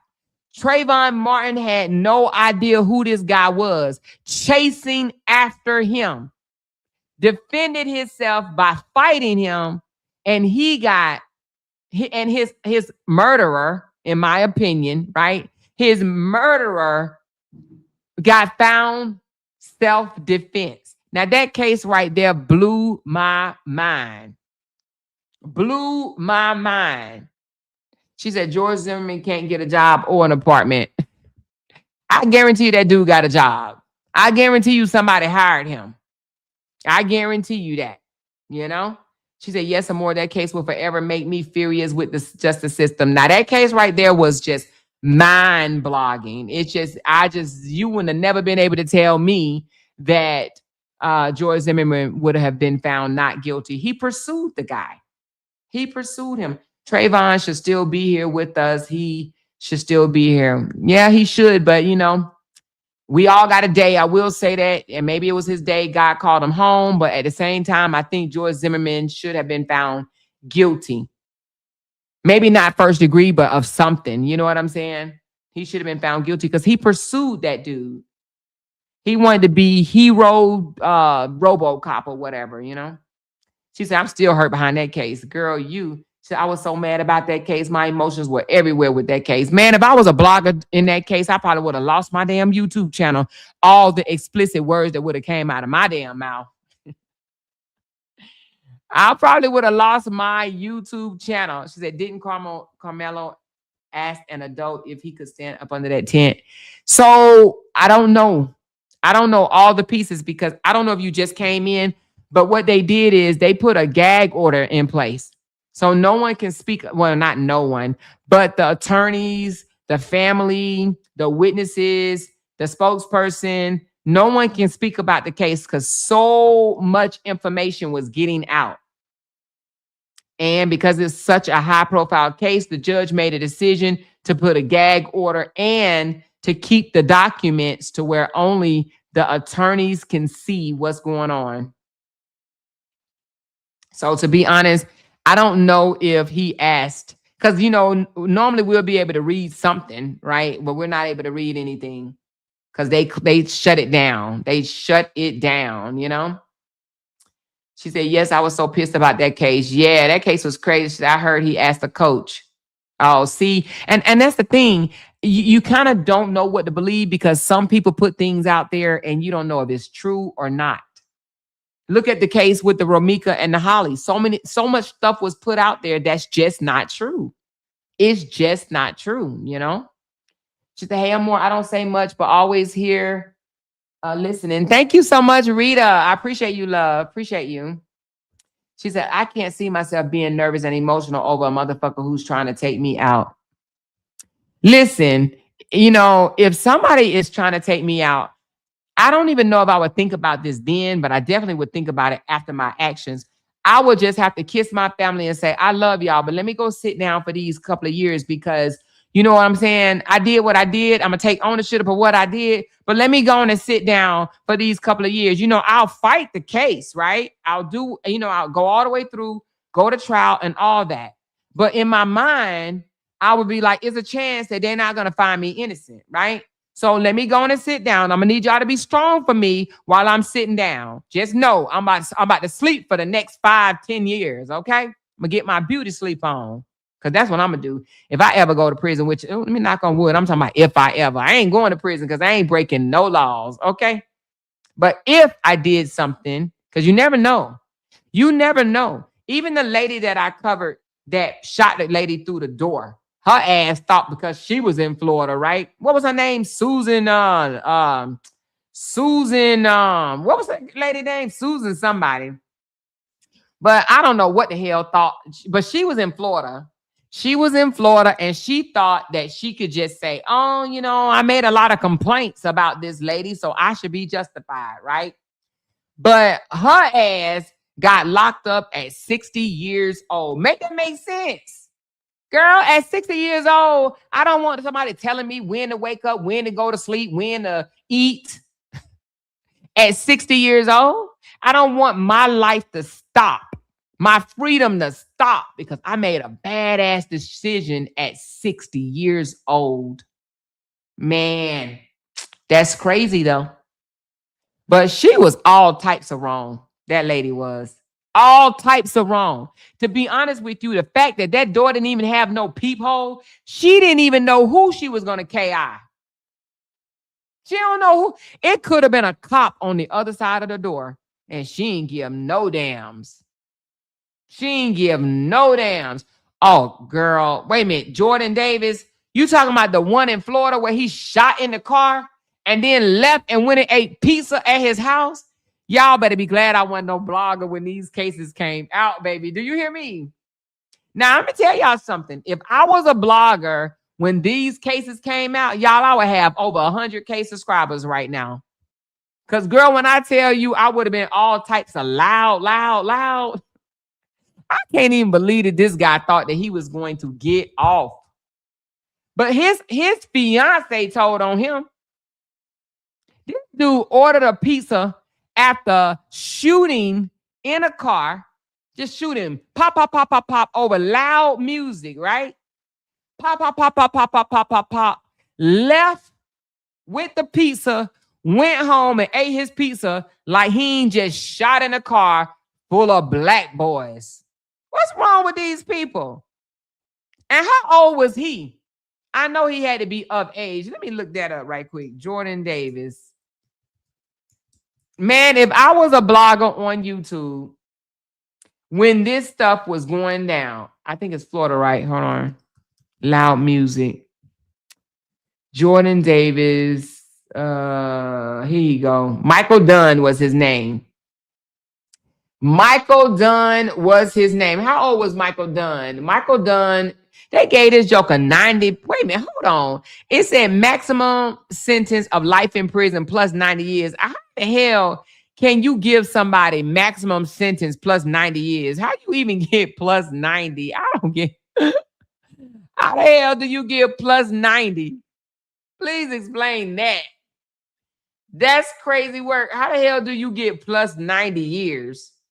That's about crazy as hell. Hold on. All because he wanted him to turn music down. Now, I don't know what that dude was smoking that day. Hold on. Let's see his sentence. Hold on. Talking about he feared for his life. How the hell can you fear for your life? Now, he was just wrong. He just wasted the state time. Hold on. What I say his name was? Michael Dunn. Michael Dunn. This should go down in history for real. And I think this joker probably thought he was going to get off too. The reason being because it was Florida. Because it was Florida. He thought he was going to get off. Hold on.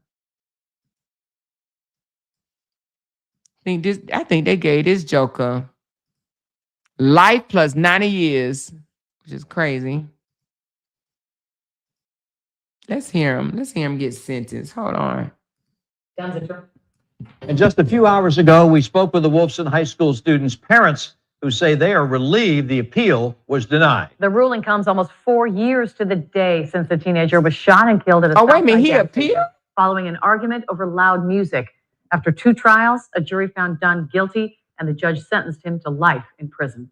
Dunn's attorneys filed an appeal to have the conviction thrown out. But today, the first district... How you gonna file an appeal? Hold on. I'm trying to get to what the judge gave him all them damn years. Hold on. Here you go. His parents' worst nightmare. And Mr. Dunn... I'm fast forwarding it. Ages, races... He called them racist too. Report about the coach and make a whole motion about 3 and 4 of the indictment attempted second-degree murder, which is a first-degree felony punishable by a maximum of 30 years in Florida State Prison.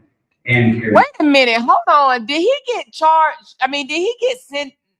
Hold on, convicted of second degree? Hold on. Did he get second degree?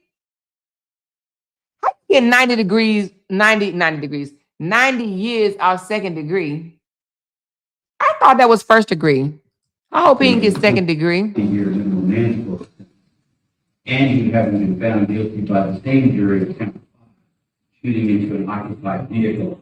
A second-degree felony punishable by a maximum. Oh, okay. I think his initial was first degree, and then he got a lot of second degrees. I don't like the way that sound. It's all staticky. Let me just go to a news channel or whatever, and let's listen to what the hell they said. Let me see. They show gave that joker. This is when they reached a verdict right here. This is when they be. A jury in Florida has reached a verdict on 4 of 5 counts in the trial of Michael Dunn. He is the man accused of murder in the shooting of a 17-year-old in a convenience store parking lot after they argued over the music coming from a teenager's car. This case has stirred up a lot of strong feelings in Florida 7 months after George Zimmerman was found not guilty in the death of Trayvon Martin. Manuel Bojorquez is at the courthouse. So it was 7 months after the George Zimmerman was found not guilty. So I'm sure he felt real good about his case. You know what I'm saying? He probably like, oh shit, they got George Zimmerman off. They're gonna get me off too. Shit. In Jacksonville tonight. After nearly 30 hours of deliberations and several questions to the judge, it became clear the jury could not break a deadlock. The judge declared a mistrial on the count of murder, but the jury was able to reach verdicts on 4 other counts, including attempted murder. We, the jury, find the defendant guilty of attempted second-degree murder. Michael Dunn did not appear to show much emotion after the verdicts were read. He was found guilty of 3 counts of attempted murder in the second degree and 1 count of shooting into a vehicle. Dunn fired 10 shots at an SUV full of teenagers at a Jacksonville convenience. 10 shots. 10 shots over loud music. 10 shots. For parking lot. That in is November absolutely crazy. 2012. He testified that he did it in self-defense after an argument over loud music coming from the SUV. He claimed he saw one teenager, Jordan Davis, holding the barrel of a shotgun, and that's when he grabbed his gun and fired. Davis was shot and killed, but police did not find a weapon on him or the SUV. Davis's parents spoke after the verdict. We're so very happy to have just a little bit of closure. Dunn now faces at least 60 years in prison. Dang. The judge set sentencing for late March. Tonight, the lead prosecutor in this case indicated they will seek to retry Michael Dunn on the charge of first-degree murder.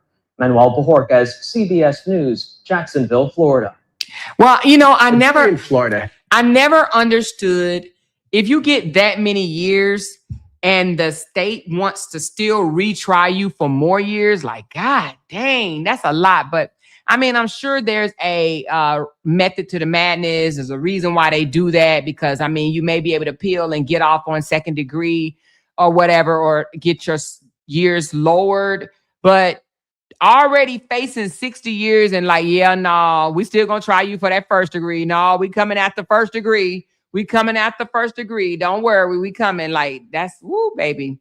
But I do believe they did come. They did go after first degree, and I do believe that they got it. Let me see for first degree. Let's see.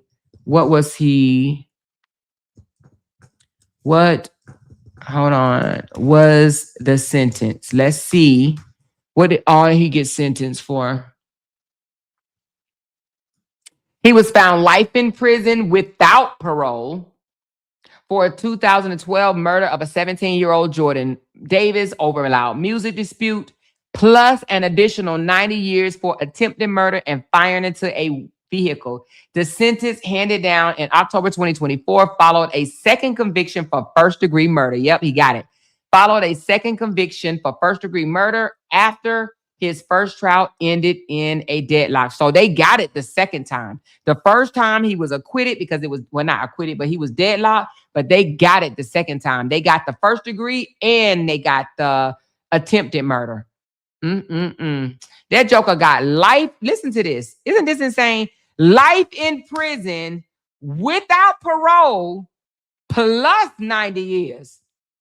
Plus 90 years. He ain't never getting out, y'all. He ain't never, ever, ever getting out ever in his life. He ain't never getting out. He may have been found guilty of a hate crime as well. It does not say. It just said first degree murder of Davis, 3 counts of attempted second degree murder, and 1 count of firing a weapon into a vehicle. So it doesn't say he got a hate crime, but he got a lot of time. And you know, the thing about it is, I don't know if they, let me see, did they offer him a plea deal? Was he offered a plea?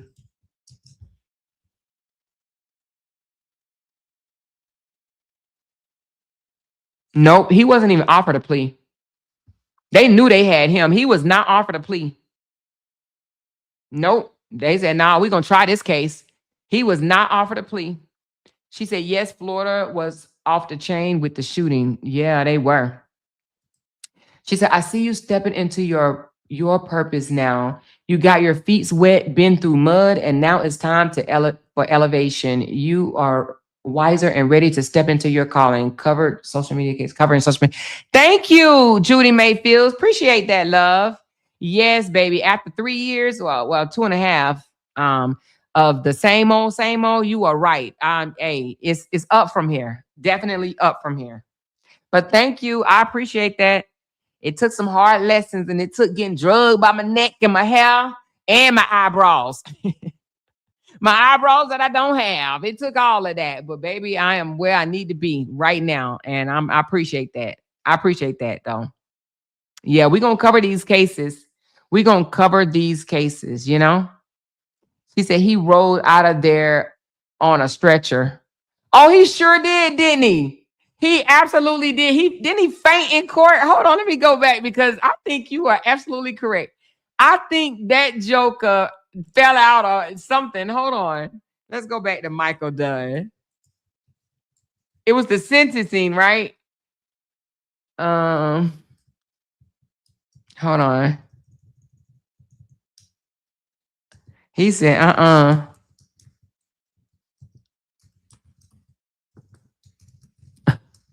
Hey, I faint too. I would faint too if my all right, it says, let me see. I'm trying to see it. Hold on. Listen, I would faint too. No, ain't no show. Hold on.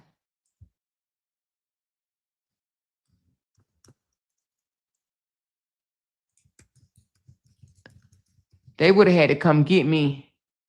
Okay, I think we talking about somebody different because I don't see what he did. I think somebody else did. Went out on a stretcher because I don't see him on a stretcher. But I know somebody. I know a few of them do. When they read that verdict, man, they lose. They be like, oh Lord, I can't take it, Jesus. I can't take it. But that'd be me. She said, oh, he will be rolled out on a stretcher. Oh, okay. I got you. I thought you meant, because I do remember a case where when the verdict was read, that the guy hit the floor. Just hit the freaking floor. Oh, thank you, Barbara, girl, for the love. She says, I'm not a chatter, but I'm always here. You have my support. Thank you, Barbara Clark. I appreciate you, love. I do. Yeah, which means that he's going to die in prison is what you're saying. He would be rolled out on a stretcher. He would die in prison. She said, Amor, if he was, do you think that he would have taken it? Oh, you're saying if he was offered a plea, do you think he would have taken it? Do I think he would have taken it?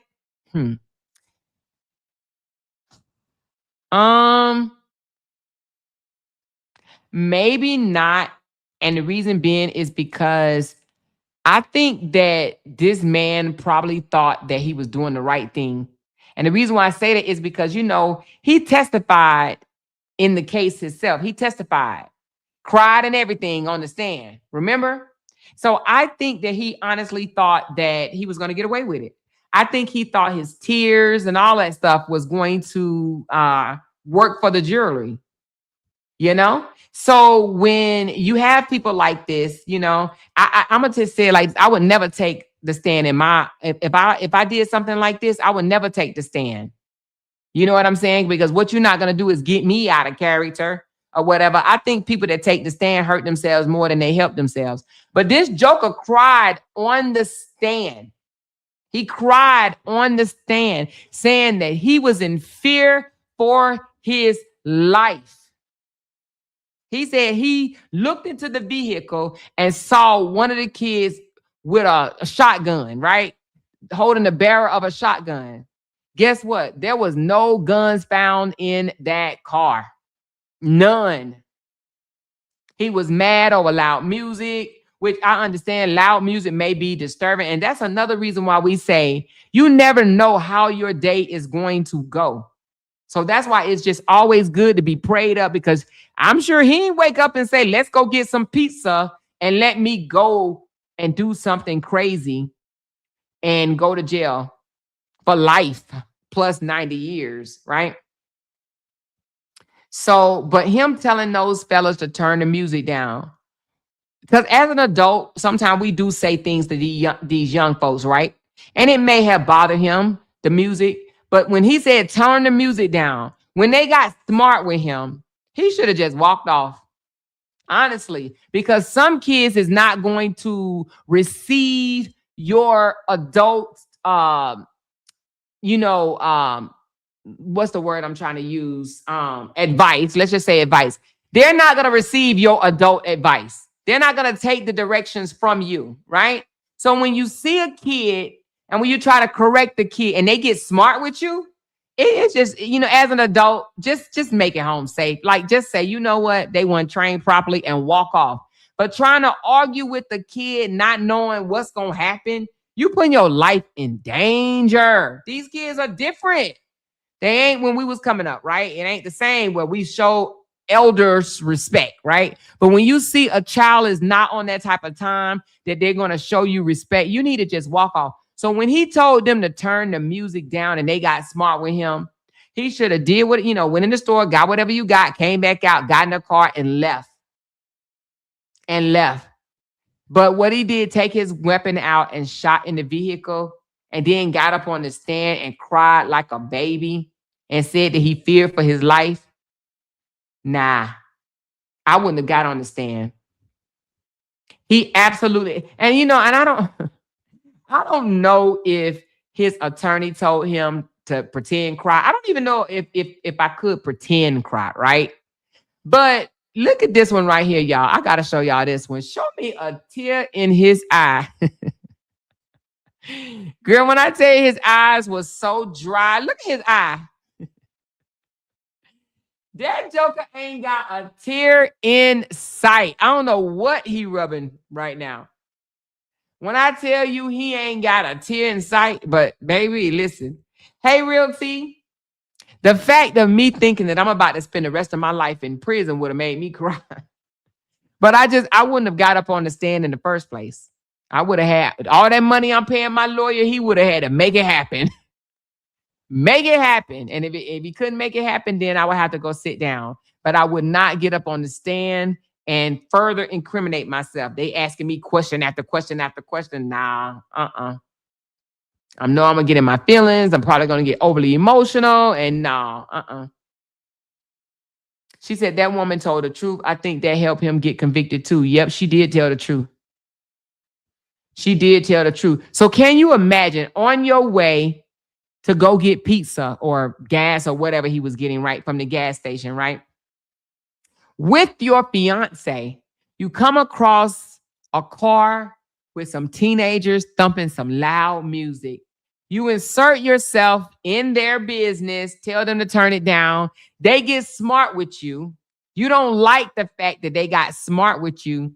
So you utilize your privilege, pulls out a weapon and fire 10 shots into a vehicle. Then you proceed to get in your car and drive off and go pick up a pizza and take it home with you, your fiance, and the pizza. And then she said they had some wine or some type of alcohol beverage too, wine or beer or something like that. So now they're eating pizza and drinking alcohol. And he wanted her to be okay with that. Well, she ended up leaving him and she ended up testifying against him. So not only did he lose his freedom, he lost his fiance, he lost his house, and he lost his ability to ever go and order pizza and beer again. Now, I'm sure right now he's probably wishing that he just minded his own damn business and didn't say nothing to those young boys that was blasting that music, right? And not bothering him. I'm sure of it. I'm sure he wished, like, damn, I wish I would have just danced to the music. And he could have done that. He could have just danced to the music and hopped back in the car and left. But he said the music was so loud, I couldn't even think. I couldn't even hear my thoughts. It was so loud. Well, I'm sure he wished he was listening to the music. Let me see how old he was. What was his age at the time? Well, no way. This can't be him. Hold on. Let me say Florida because I know this ain't him. Age at time. All right. So his age. Okay. So the boy was 17, but how old was him? Well, how old was he? Oh, he was 45 years old at the time. So you didn't. So he was 45 at the age of the incident and 47 when he got convicted. And this is in Jacksonville, Florida, right? So 45 years, you already kind of over the hump a little bit. You know what I'm saying? 45 years of age. Now, I'm sure he probably worked a lot of his life and he looked like he had a couple of dollars, y'all. He probably had saved a couple of dollars. You know what I'm saying? So you on the down slope, right? You 45. You know he right in the middle, to be honest. So 45 years of age, you know a little something in life. You got something to offer. You know what I'm saying? 45 years old, and now you are in jail, in prison forever. Forever. Forever.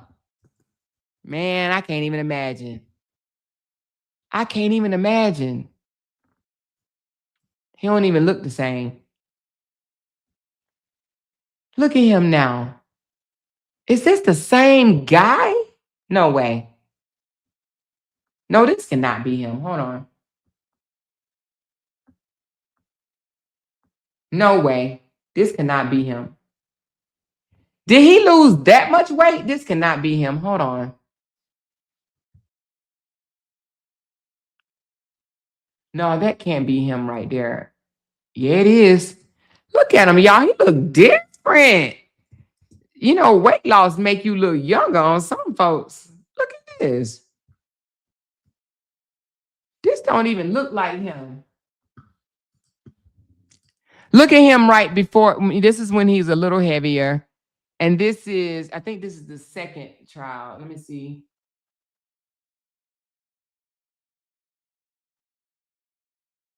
Oh no, this was in 2018. So this picture right here was when he was going through trial. And then now look at him. He lost so much weight, didn't he? This is during the appeal. He appealed it and got denied. This is during the trial. He was found guilty in the trial. And then this is him at the appeal. Boy, man, you're going to drop some weight, I guess. You're going to go in there and you're going to be like, man, I can't eat pizza, beer. Damn, I can't do none of that. Look at him. He looks so much older right there. He looked younger. How he got his hair dyed, though? You could dye your hair in prison. This don't look like him, though. They say it's him.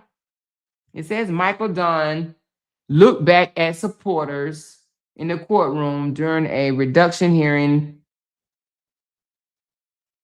Let me see if this. Yeah, it's the same guy. He just looked quite different. Yep, it don't even look the same. She said, how did his hair change colors? I don't know. And it looks full. This cannot be the same guy, y'all. It cannot. Let me see. No, this cannot be the same guy. Let me find out, y'all. I think it's two Michael Dunns, y'all. Yep. Show me their photo. Show me their photos. It's two different Michael Dunns, y'all. One, what Jacksonville loud noise murderer is what they call him. His name is Michael David Dunn. And then a different Michael Dunn, he charged in Lakeland. So it was not in Jacksonville, it's Lakeland, Florida. So one happened in 2012 and the other happened in 2018. So the 2018, he was a floor store owner and city official, was charged with second-degree murder in the fading shooter of Cristobal Lopez after an alleged shoplifting incident at his Army-Navy surplus store. It said the case involved a claim of self-defense that was rejected initially by prosecution and is separate from the Jordan case. So yes, there's two different ones. Oh shit.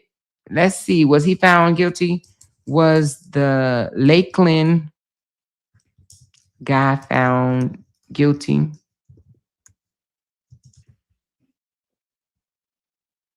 Yep, he was found guilty. So he was 49 years old at the time of the incident. He thought somebody was stealing out his store. And, ooh, he shot him. Oh, I see exactly why he got charged, y'all. I don't even know if I could put this up here, but I'm going to do it. This is exactly why he got charged. I don't know what he was thinking.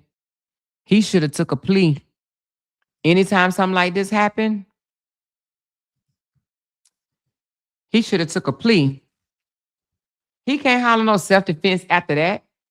Not only why in the world you gonna unalive somebody over some damn your surplus store, or somebody was stealing out of your store? But the dude was running for his life. The dude that left, well, not left, but it was leaving. So yeah, he wrong for that, y'all. He absolutely wrong for that. How in the world can you holler self-defense and they got you just like this? She said, not in the back, girl. That's what I'm saying. Let me see, was he offered a plea? Because he should have took it. Was he offered a plea? Hold on. Was he offered a plea? Girl, I would have took a plea I would have took a plea. Let me see, was he offered a plea? Oh, he was offered a plea. And he accepted it. Okay, so he was, why in the world they offer him a plea? So it said he was originally charged with second-degree murder, but was offered a plea that reduces the charge to manslaughter with the firearm. And he took the plea and he only spent in 3 years. Hell, I would have took that plea too, followed by probation. It says why the plea happened. There was clear surveillance video of the shooting. Florida rejected the stand your ground, and the prosecutor still faced trial risks. So he got the plea, and that joker only did 3 years and probation. Girl, what you talking about? Let me see if he out. Is he out? Is he out now? I bet you he out. Hold on. Yep. It said, well, hold on. It said he accepted it. Oh, he didn't accept it until 2022. So he's not, wait a minute, hold on. No, he is out. It said it ran through, it just said ran through 2025, but it says he accepted a plea of 3 years in state prison plus 10 years of probation and 200 hours of community service, baby. If I know I am on, if there's a still shot of me unaliving somebody, baby, I'm taking the plea. How many of y'all taking the plea? She said he owned the Army surplus store. Yes, he owned that surplus store, and the guy was stealing out of his store. So he was all kinds of wrong for unaliving somebody, right? For stealing. So, she said he was a city commissioner. Is that why they only gave him 3 years? He accepted 3 years and 10 years on probation, which that's a lot, but still, baby, I would have did them 3 years in state prison and moved on. 3 years and I'm out. 3 years and I'm gone, y'all. So anyway, but that's in Florida, y'all. I don't know why they didn't think that they could have got him on second degree, though. But the states don't want to be trying no hard cases like this. You know what I'm saying? They don't want to invest that much money like this. That's why they probably offer him a plea. But let me ask y'all something right quick. If y'all unalive someone and you claim self-defense and they offer you a plea of 3 years to do 3 years, would you accept it? Would you accept the plea of 3 years? Or would you take your chances?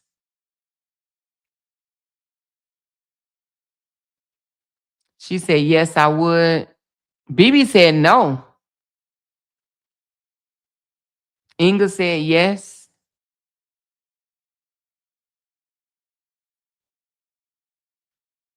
I'm going to say it like this. If I thought for a moment that my self-defense would be rejected, meaning that it's a 50-50 chance that they come back and say, nah, I'm going to take the 3 years. 3 years, I don't want to go to prison now. But if I did unalive, and if it ain't clear evidence that I was getting, like something bad happening to me or whatever, I would take the 3 years. I would. She said, take the 3 if I know I was somewhat wrong. the way I handled it. Okay. And if it's evidence, if it's clear evidence, right? Or if it, let me just say like, if there's lack of evidence that I was definitely defending myself, like if the guy, was beating the shit out of me or whatever, and if a guy was beating the shit out of me, yeah. But if it's something to where they can question, then I'm gonna take the plea. I'm gonna take the plea for 3 years, because it's some people that didn't take pleas and now they got 20 years or life or some shit like that. So anyway, but this picture right here is telling, honey. I see why he took the 3 years. And you know what? You can't even say he ain't know he was about to harm this person. Look at this guy. How you gonna shoot somebody running away? This guy is running away. This guy is leaving the establishment.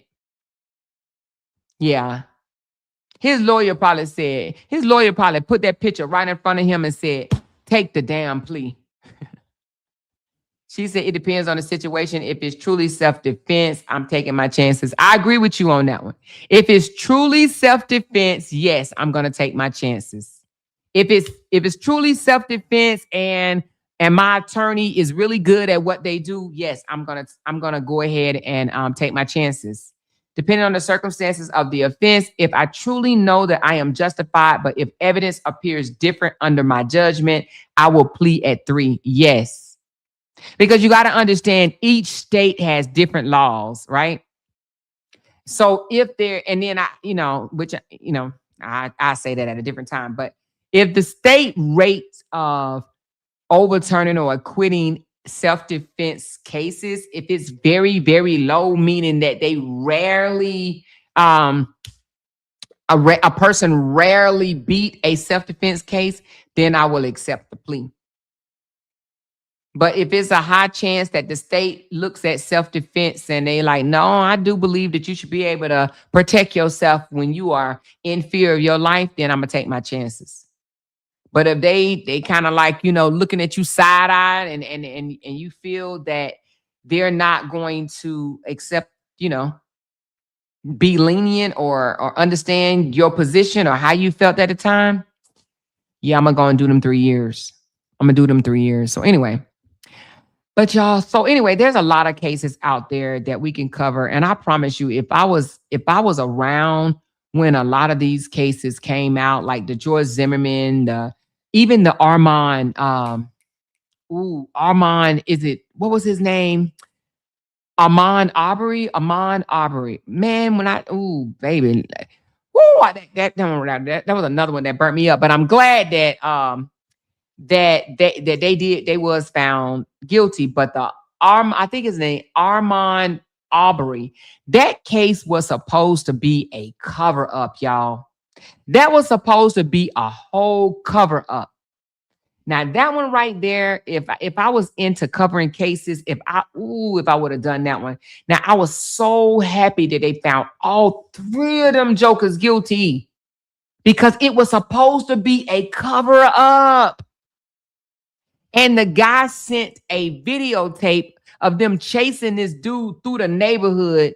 And it was sent as proof that they did the right thing. And I said, what's wrong with these people? That was supposed to be, and they released it showing, see, they did the right thing. They did the right thing. This guy grabbed a weapon, and that's why he was unalive. He grabbed a weapon because y'all was chasing this dude. That's how some people mindset are. The video was sent and released for the news to see, to show that they didn't do anything wrong. And that very video is what opened a can of worms and convicted all 3 of them. All 3 of them. And one is a father and a son. And on that day, that wife and that mother lost her husband and her son in the same day. And also, I can't believe this joker got on the stand too and testified and cried. He cried too and said he was in fear for his life. Y'all, do y'all remember that? We might need to cover some of these cases for real. Even though they old, I think we might need to go back over these cases because the one with the red hair, that's the son. The wife was a nurse. The mother was a nurse. This joker got on the stand and cried and said that he was in fear for his life. Yeah, he did. So anyway, this was crazy. This guy just went on a jog through a neighborhood that they said he did not belong in. That he did not belong in his neighborhood.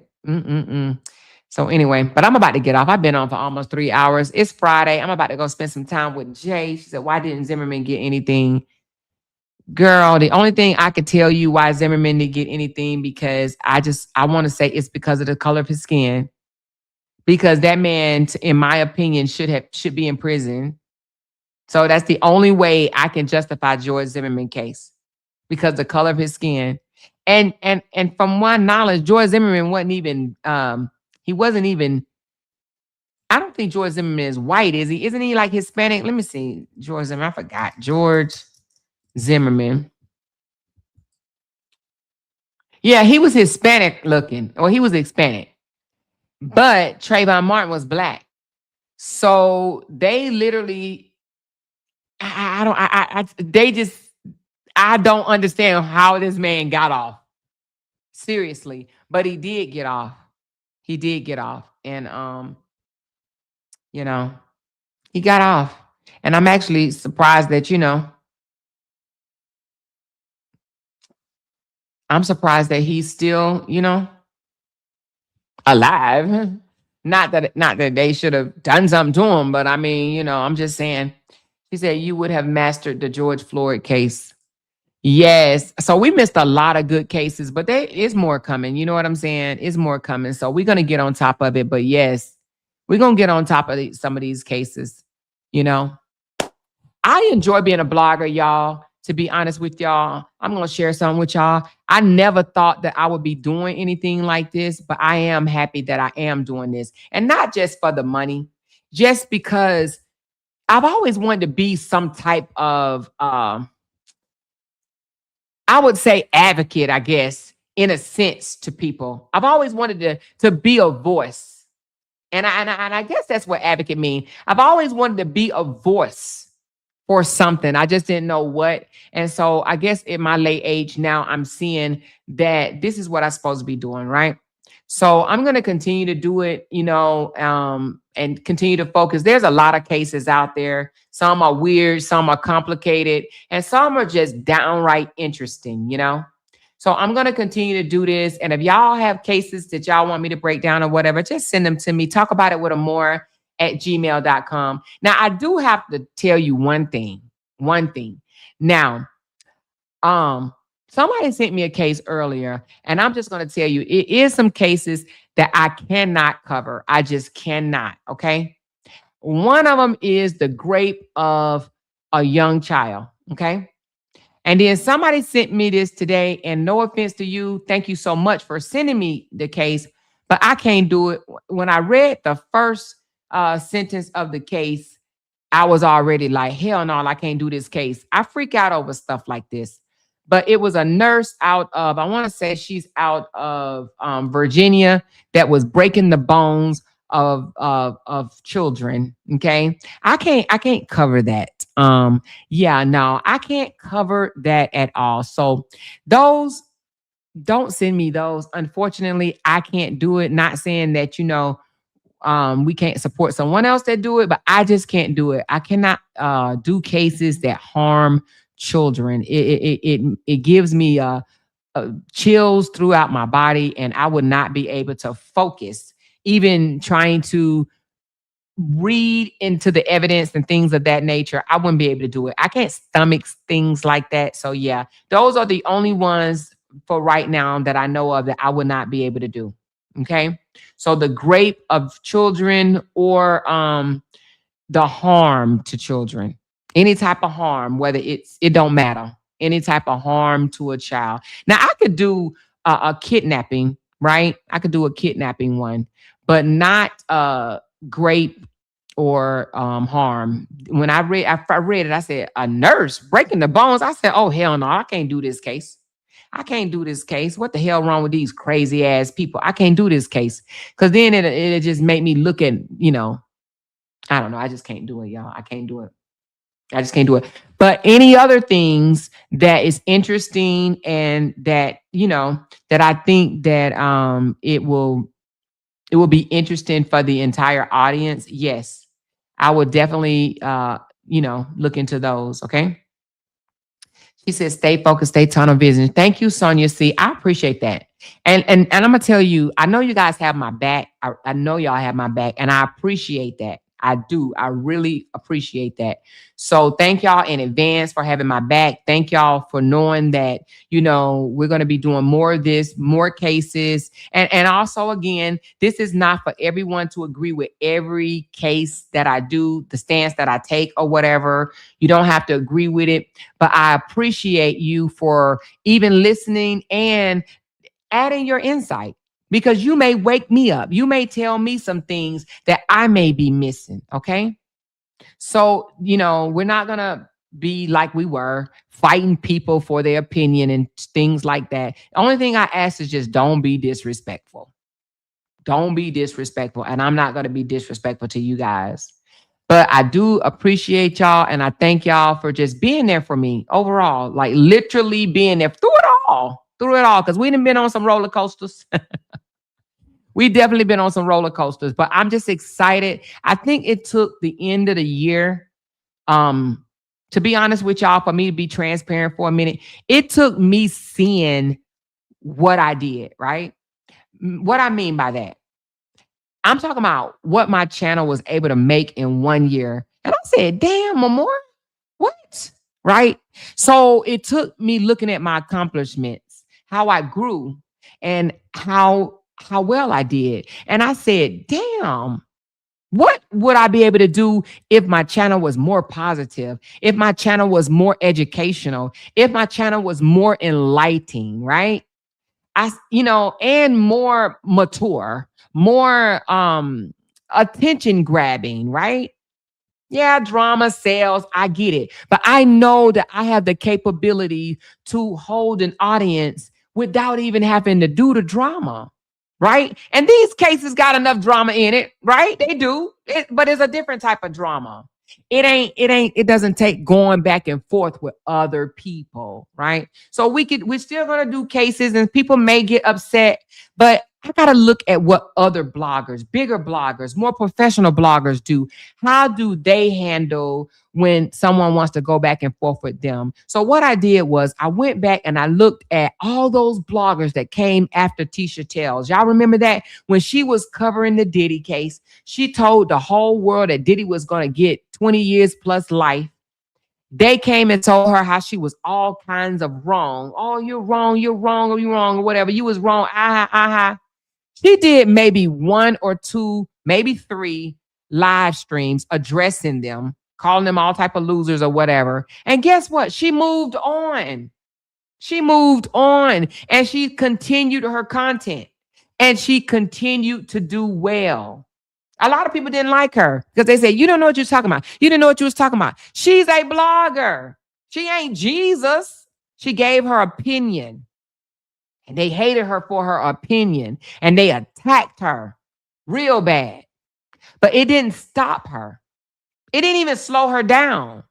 Like I said, she entertained it for like maybe 3 or 4 live streams. And she kept it moving. That's how you're supposed to do things. And that's why she is where she's at.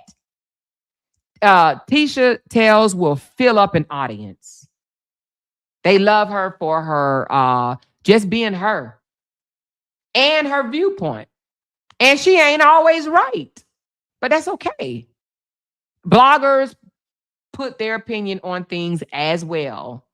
Okay.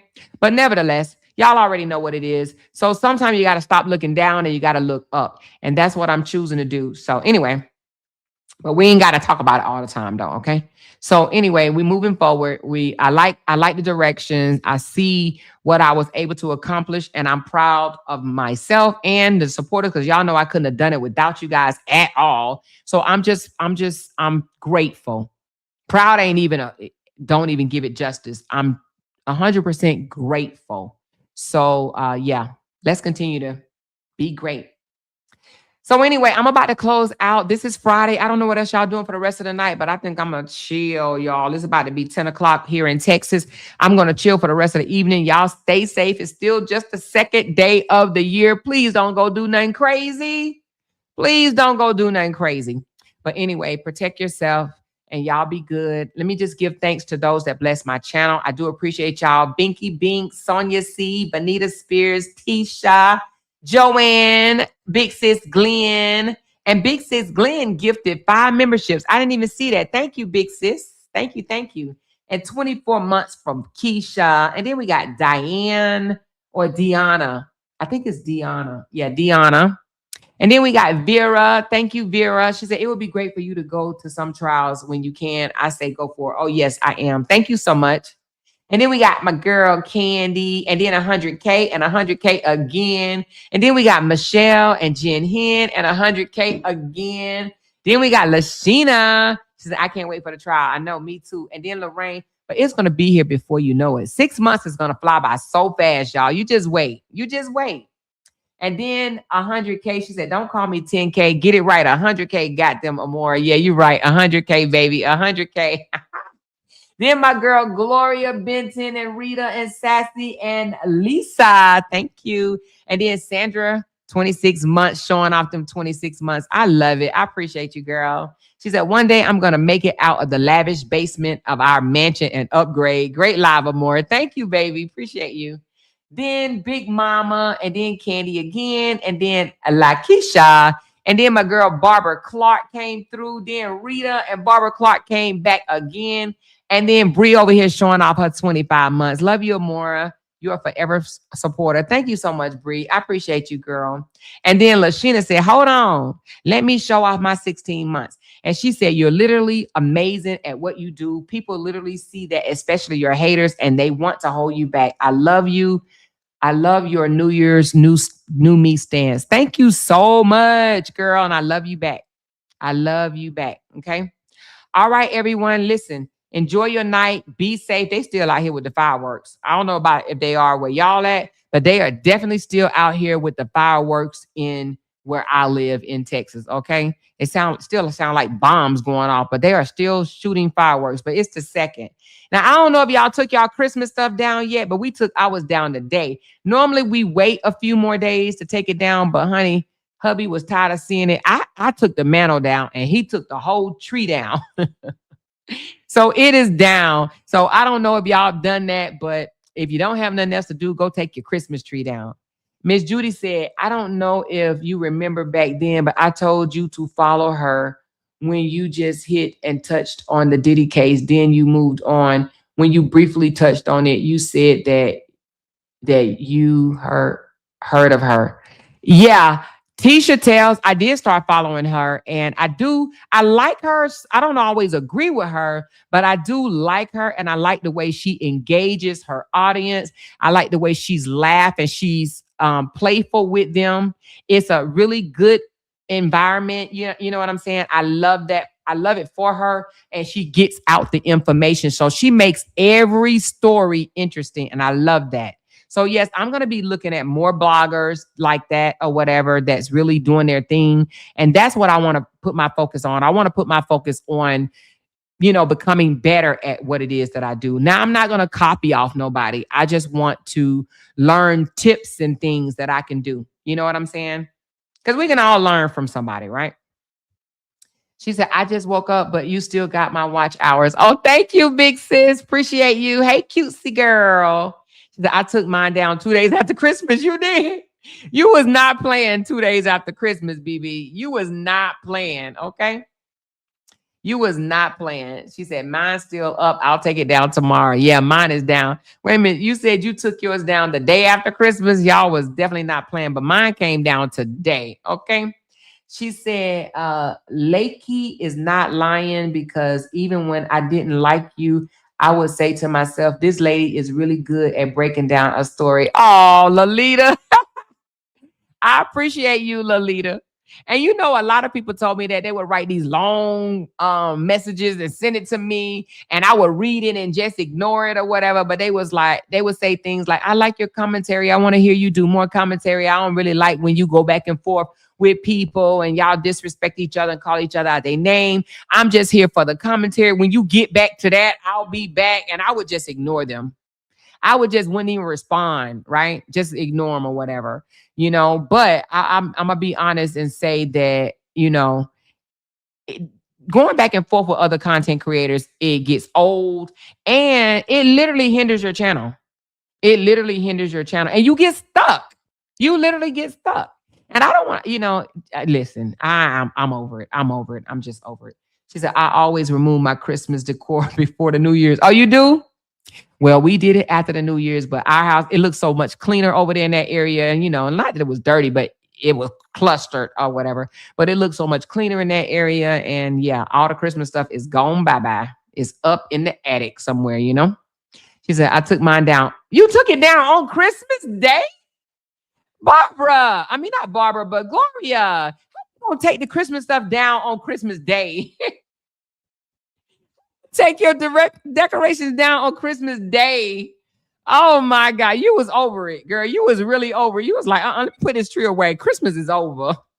She said she put the Christmas stuff away on Christmas Day. Oh my, girl, you too funny. But hey, it is what it is. I know some people that be leaving theirs up all year. I'm not about to do that. She's, I never put one up, girl. The girl was tired, but I know you cooked your butt off, girl.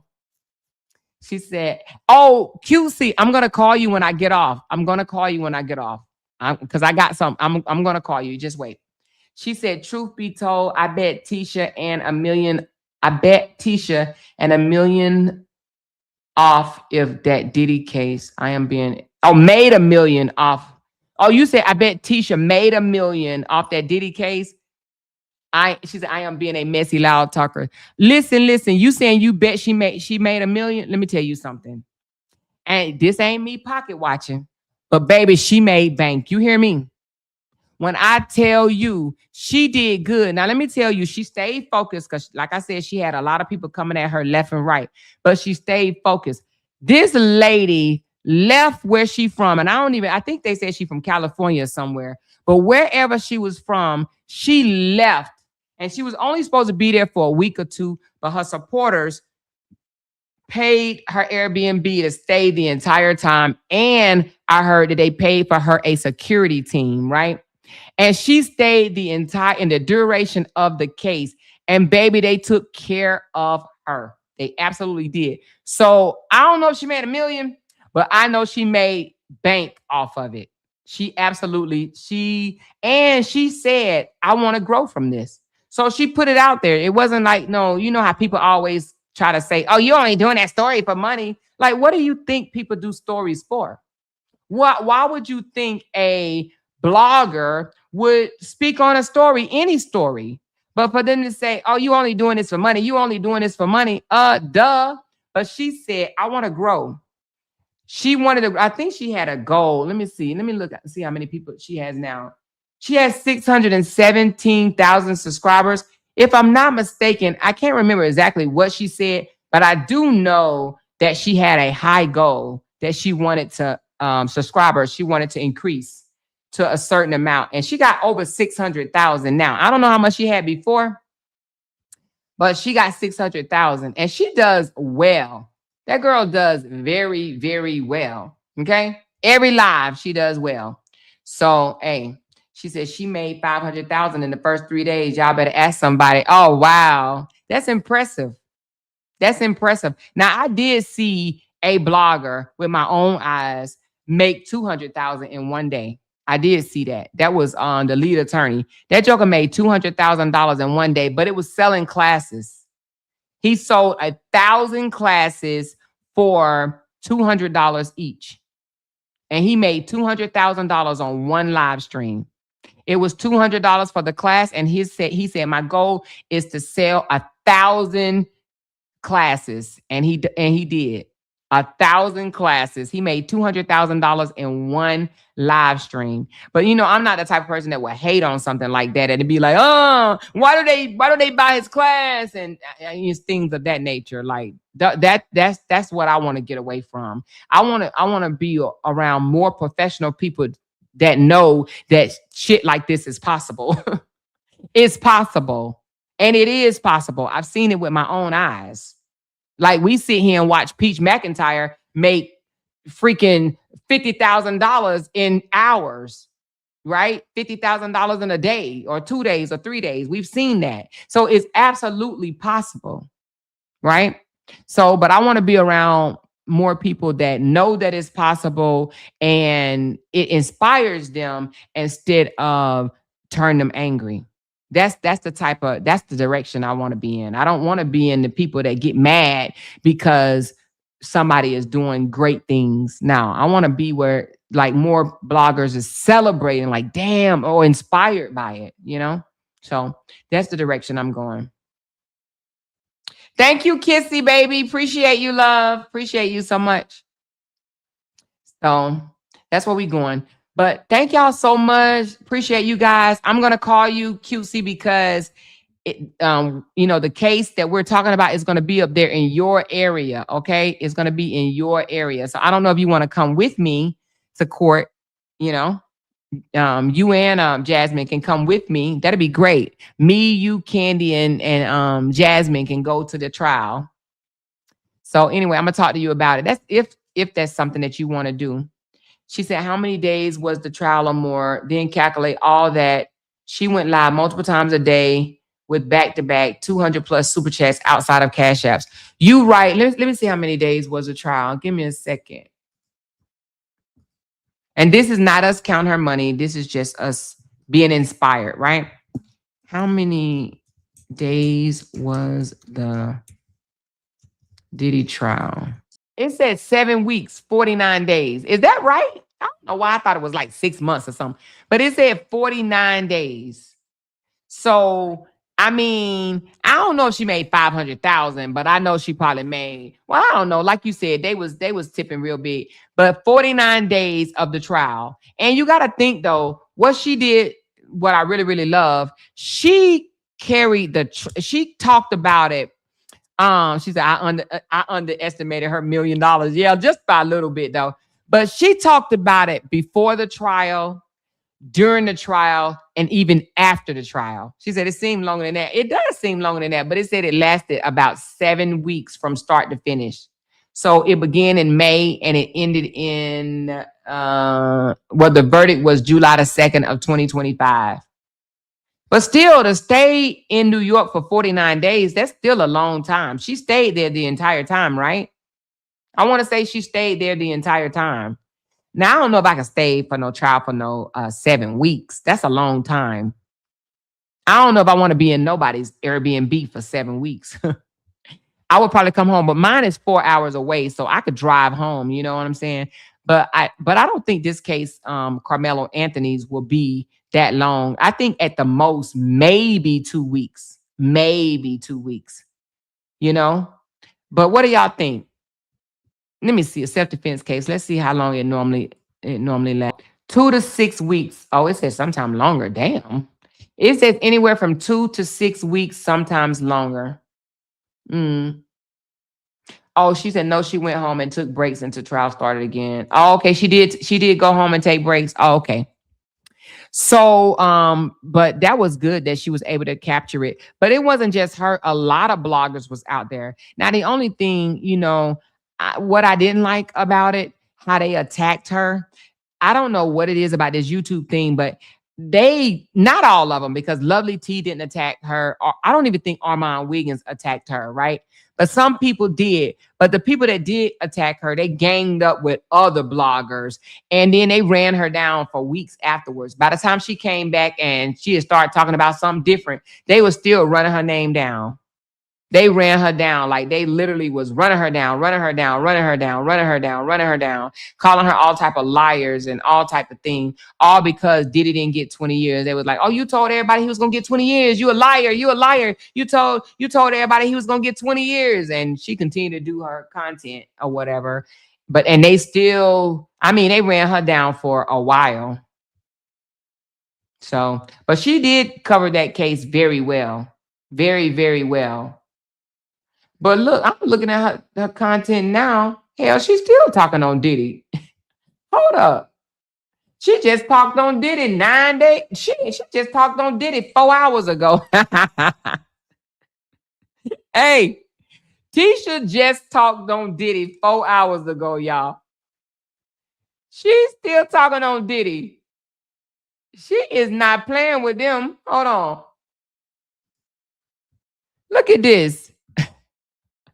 Tisha said, I done found what I need to be discussing. Diddy is on every thumbnail. Look at this. She is not playing with Diddy. Diddy, Diddy, Diddy. Diddy, Diddy, Diddy, Diddy. Diddy, Diddy. Diddy. Diddy, Diddy. Diddy. Diddy. Diddy. And then Diddy. She is still talking on Diddy. She did him 4 hours ago. Okay. She said, no, she went home. Okay, I read that. All right. But anyway, I love y'all. I appreciate y'all. And we're going to talk later. Okay. Talk to y'all later. Y'all be good. Bye. Because they can't make $1 without mentioning down one of our names. Yay! She kept talking about that family. Hoes over there. She kept talking about that family. She kept talking about that family. She kept talking about that family. She kept talking about that family. That family. She kept talking about that family. Talking about that family. These motherfuckers don't be wanting to bless no damn. Because they can't make $1 without mentioning down one of our names. Talking about it. That family. That family.